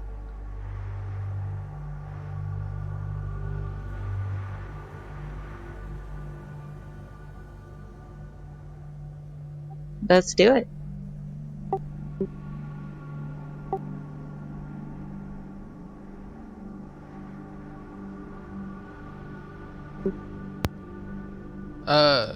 Definitely would like to return home and free, the people from this corruption. It's definitely not natural, and he's not going to stand for it. So did this vision give a timeline or a deadline or anything? After all this time, Ethka says, you still doubt the powers of the Force after you return from the Vergence itself on our planet and head straight towards an army of mind-controlled... He says, just, sort of like shrugs towards Tarkaza. Wookiees? Yeah.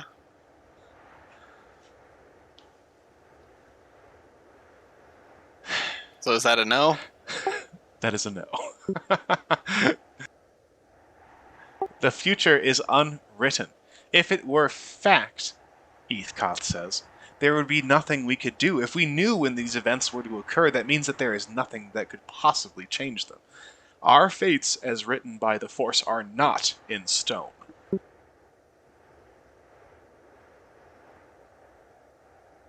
Okay, so does that mean you're going to actually come and help us? you want it? You guys are playing as characters. They're kind of liabilities at this point. I mean, they could at least do something besides sit here and complain. You're the one complaining. Fenn's the one. They each they're happy with this, whole situation. It's gonna be great. You guys are gonna go figure something out. They're saying all this doom prophet and the fate's not written. Shouldn't they come and help and not make that the prophecy not come true? What do you think, Kel Eat says? Is perhaps the place of your training not also important? Restoring the Dawn Temple and the only curator that exists. Yes, it is important. Considering he's the one who was giving you access to the Ataru Striker build. Might be useful.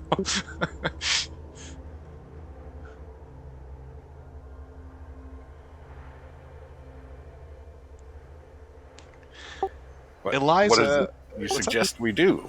We can't fight armies, the four of us. was your plan not to fight Teresia for all she's done anyways? There's little I can do more.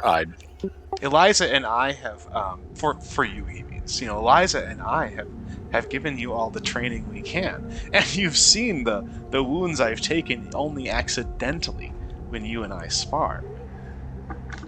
I fear that without confronting Teresia and all the other perils that you and your allies have uncovered here, there is simply no other path for you to become a full Jedi.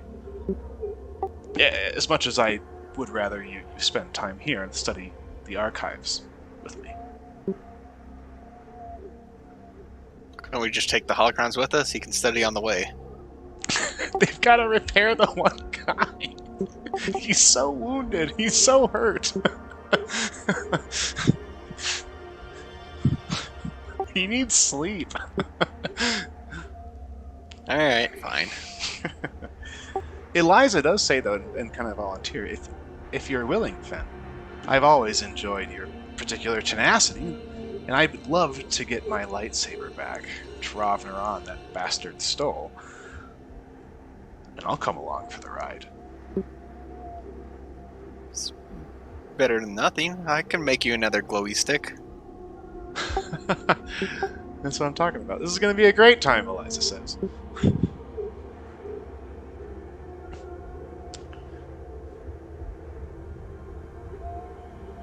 I am sure we can find some parts. You'll just need a crystal. Yeah, she's just going to go and shoot stuff with blasters until she finds Ravnaran. They're just going to take it back. That's her plan. I'm going to get my lightsaber back. I don't need to build another one. I got one. I know exactly where it is now. I just got to go get it, she says.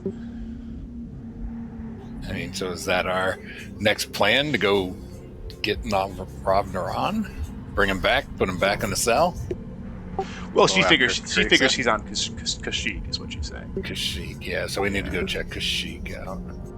Because that's where it's pretty clear from both your vision and theirs that that's where their battle is happening, or their armies are raising. So they kind of assume that's where they are, right? Merrily and Teresia.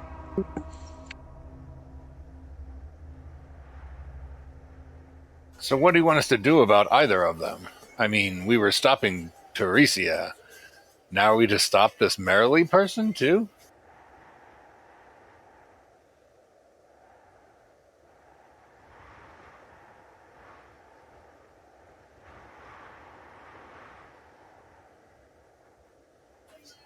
I mean, is that something we want to get into now?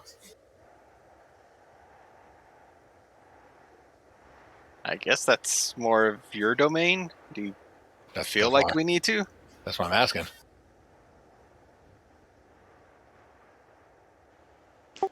I'm sorry, what are you asking, Travis? He's sort of asking Eliza and Eth if we should be looking at stopping Merrily as well. I mean, she seems like a bad person, apparently. Leading force brainwashed Wookiees is quite a terrible thing that she's enslaved them, but would that not open the wrath of the Emperor onto you? Onto the Dawn Temple? At some point, a die must be cast. I took the chance, and this was after the Republic fell. This was after the Clone Wars and the Emperor rose to power. Eliza attempted to train this woman Merrily, and her madness and her greed gripped her, and she went to the dark side and the Emperor then. So Eliza sort of admits that her target's already there. The Emperor must already know of my existence. Whether or not he knows that I have fled to the Dawn Temple is only waiting for her to tell him now, since she clearly knows our own involvement. If you ask me, the target is already painted, she says. Then I guess the die is already cast. Do you have any contacts on Kashyyyk Tarkaza? I'm sure I have many a clansmen who are still there under Imperial rule. Yeah, hell yeah. No, I think, yeah, I mean, pretty much whatever you'd be looking for, right? You know, merchants, you know, regular old folk, you know, people to ask questions to, etc., etc. Any rebel sympathizers out there, Tully? Some people that we can get some help from out there on Kashyyyk? I am sure I could drum up a couple contacts. Well then, I guess we have our next goal. I'll make a few calls. All right, Eliza, I guess welcome aboard. You can share a room with Vac. Isn't Vac in the brig? I don't think so. I don't think there is a brig. You Yeah, put her in some closet. Yeah, we put him in a storage closet for the time being. But she was blackmailed, so it's not like she was intentionally traitor. Ah, okay.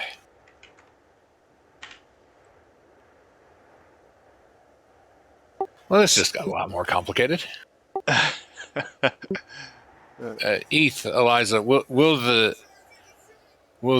cave of light and darkness go back to its normal state, or do we need to go cleanse it?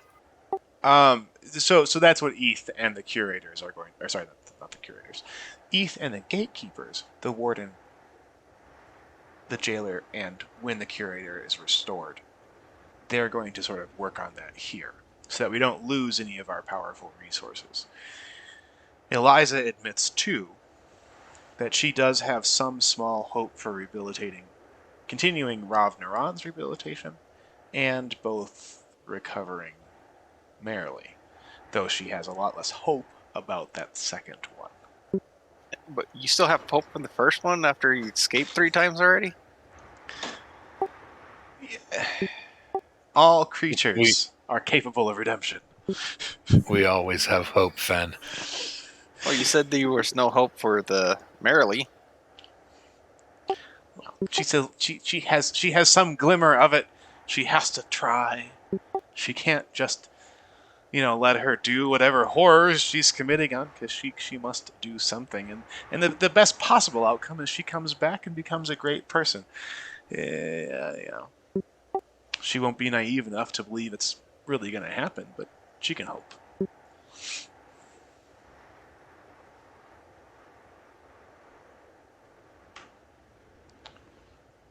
And we will hope that will be the outcome. Let's say hope in one hand.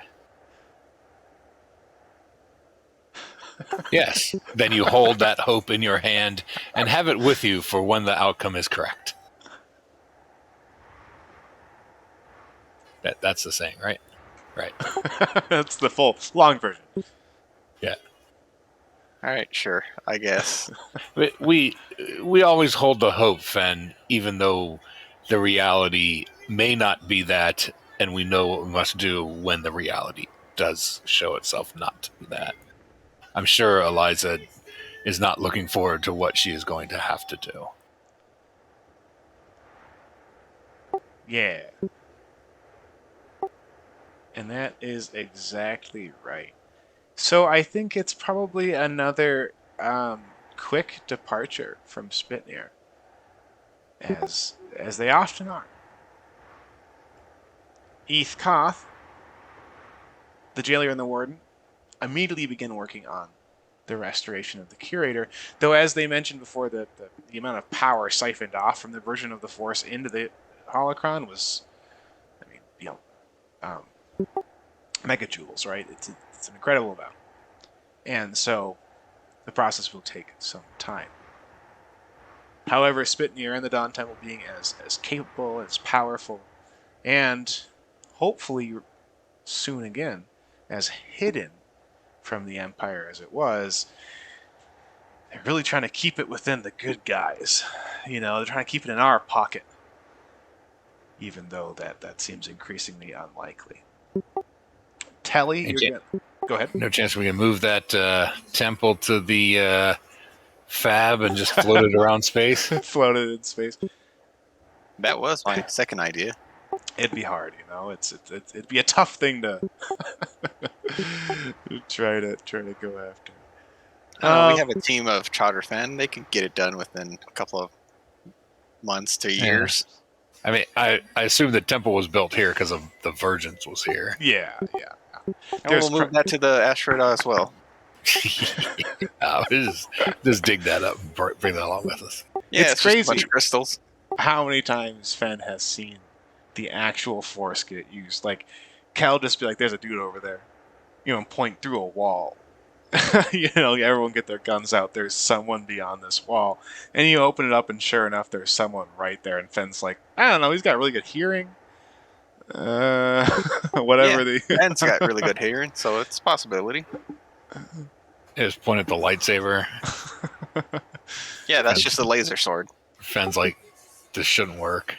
How does this work? You sees him jump 30 feet, slash. It's like, but Telly, you were gonna, you're gonna throw some calls out to the rebellion, Tarkaza. We can, when we get to Kashyyyk, we will be sure to call upon your contacts there, right? Your experience there, and definitely get those bonuses as well.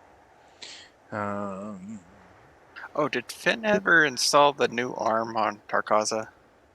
No, because we were waiting for Bo to be here. If you want to roll that this session, that'd be good. Also, Shiny new arm. Can we call upon the Wookiees we already saved to help? Your furballs? Yeah, that's perfectly fine. Yep. And so you kind of want to, you'd want to rendezvous with them on Kashyyyk. Yeah.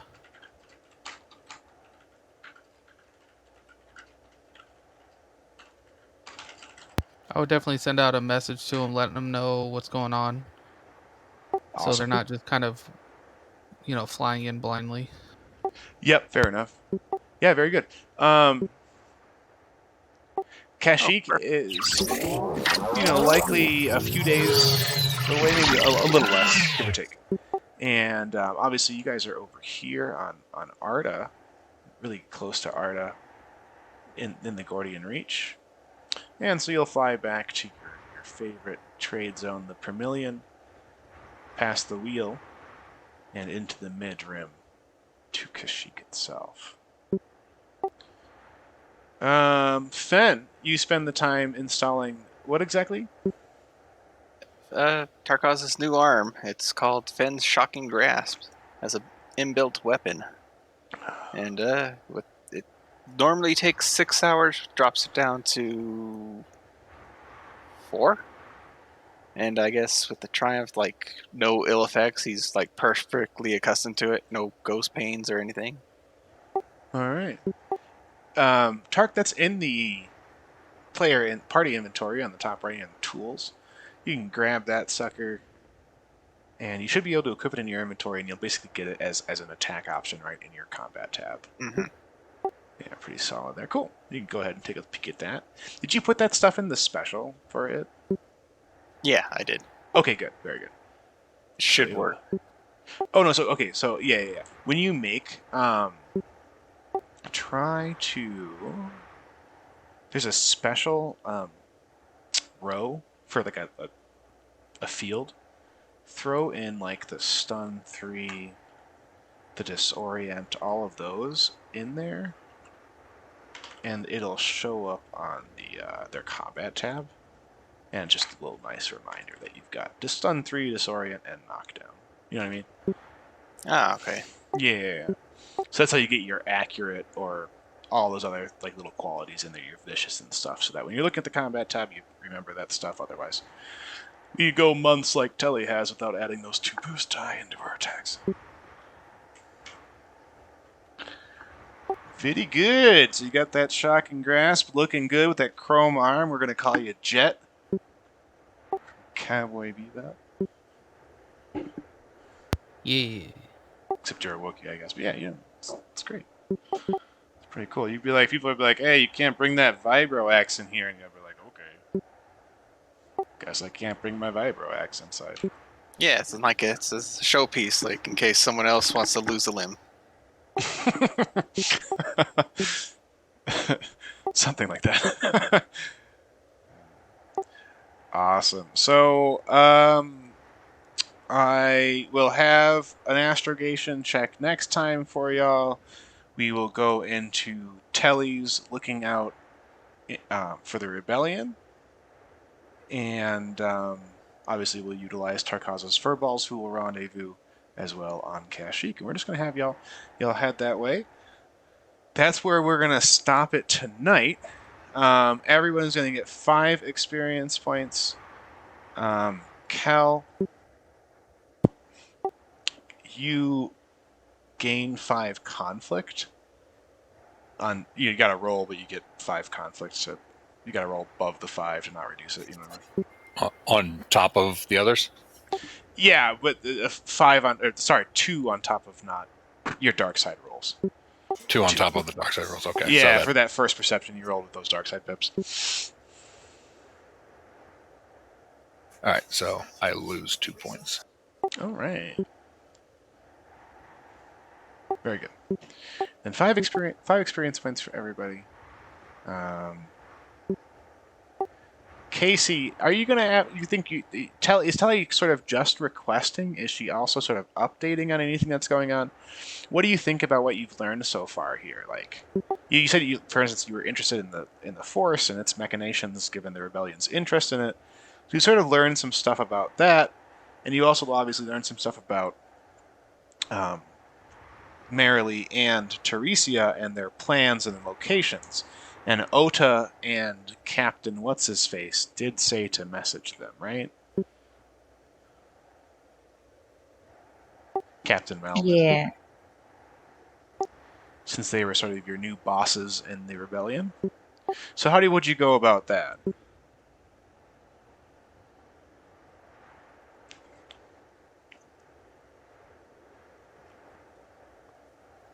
Like off planet or? And anyway, yeah, with communication, with talking to them, do you just request help when you because remember Kel was like, do you have any contacts on Kashyyyk? You know what I mean? Do you just ask just that? Hey, do you have anybody I can talk to on Kashyyyk? Or do you ask for more in-depth stuff? Do you send them an update on what's going on with Teresia and Marilee? There's all these sort of questions, you know. Yeah, I think I would probably send a debrief kind of report of sorts. Maybe in like an encrypted package or something like that. But I don't know how I would get information back from them, I guess. I don't know if there's a drop point or if I should meet them somewhere. You put a drop point on Columexi when you were there with Fen, returning with the Gamora. When you encountered that psychopath who wanted to blow you guys up because he was mad at you. A couple sessions ago, do you remember that? Yeah. Yeah, so you put one there, and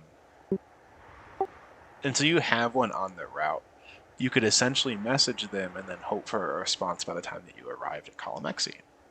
Does that sort of make sense, Yeah, I was trying to think about how I would do it, so I would like have to be somewhere for a week, but that makes more sense. Yeah, you try to like shoot it ahead of yourself. Like you message them, and then you check your spot as you travel towards it. That's kind of how it would work, I think, to make it work. Cool. And so they're going to know about Morelli. They're going to know about Teresia, right? And like both the armies and that kind of stuff. Anything about the Dawn Temple? Anything else that like they should know about? Kel would obviously appreciate if you didn't go broadcasting that he was a Jedi. Since the whole galaxy already knows, it's kind of hard to. Poor Kel. But is there anything else that you'd sort of include in the report beyond these two threats?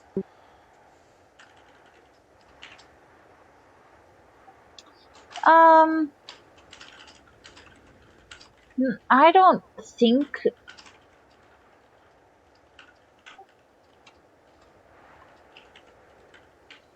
I don't think so. Not at Cool. this point. I don't see a benefit yet to talking more about like the Dawn Temple or anything in that way. Like maybe there's some interest in the technology, but I don't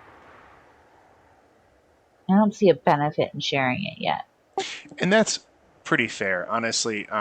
They know about Teresia because of the conversation you had with, with Fen and Kel that one session about how, or actually Kel wasn't even there. How they were like, hey, don't you think it would be cool if Teresia just sort of rose up and fought the Empire? And you were like, no, that's a bad idea. So they're aware of her own threat, and so you're sort of sending the information on her, this development about Merrily, but keeping the other details out of it to protect everyone, and just because there's no point. That's fine. And then you're asking for potential support on Kashyyyk, right? So cool. Yeah. Maybe resources when we get there too. I don't know if there's any like even just credits to spare. I don't really know where we are with that kind of stuff. Yeah, you don't have a lot. Teresia has taken much. Okay, very good. Very good, gotcha. All right, well this is great. I actually felt pretty strong about all this. Thanks for hanging in there, and we can once you spend your points and do all that, y'all can head off. All right, then. I'll see you guys later. Good night. Night, Good Jacob. night. Have a great night. Good night, y'all. Night, Casey. Night, Thanks for Casey. playing. Good night.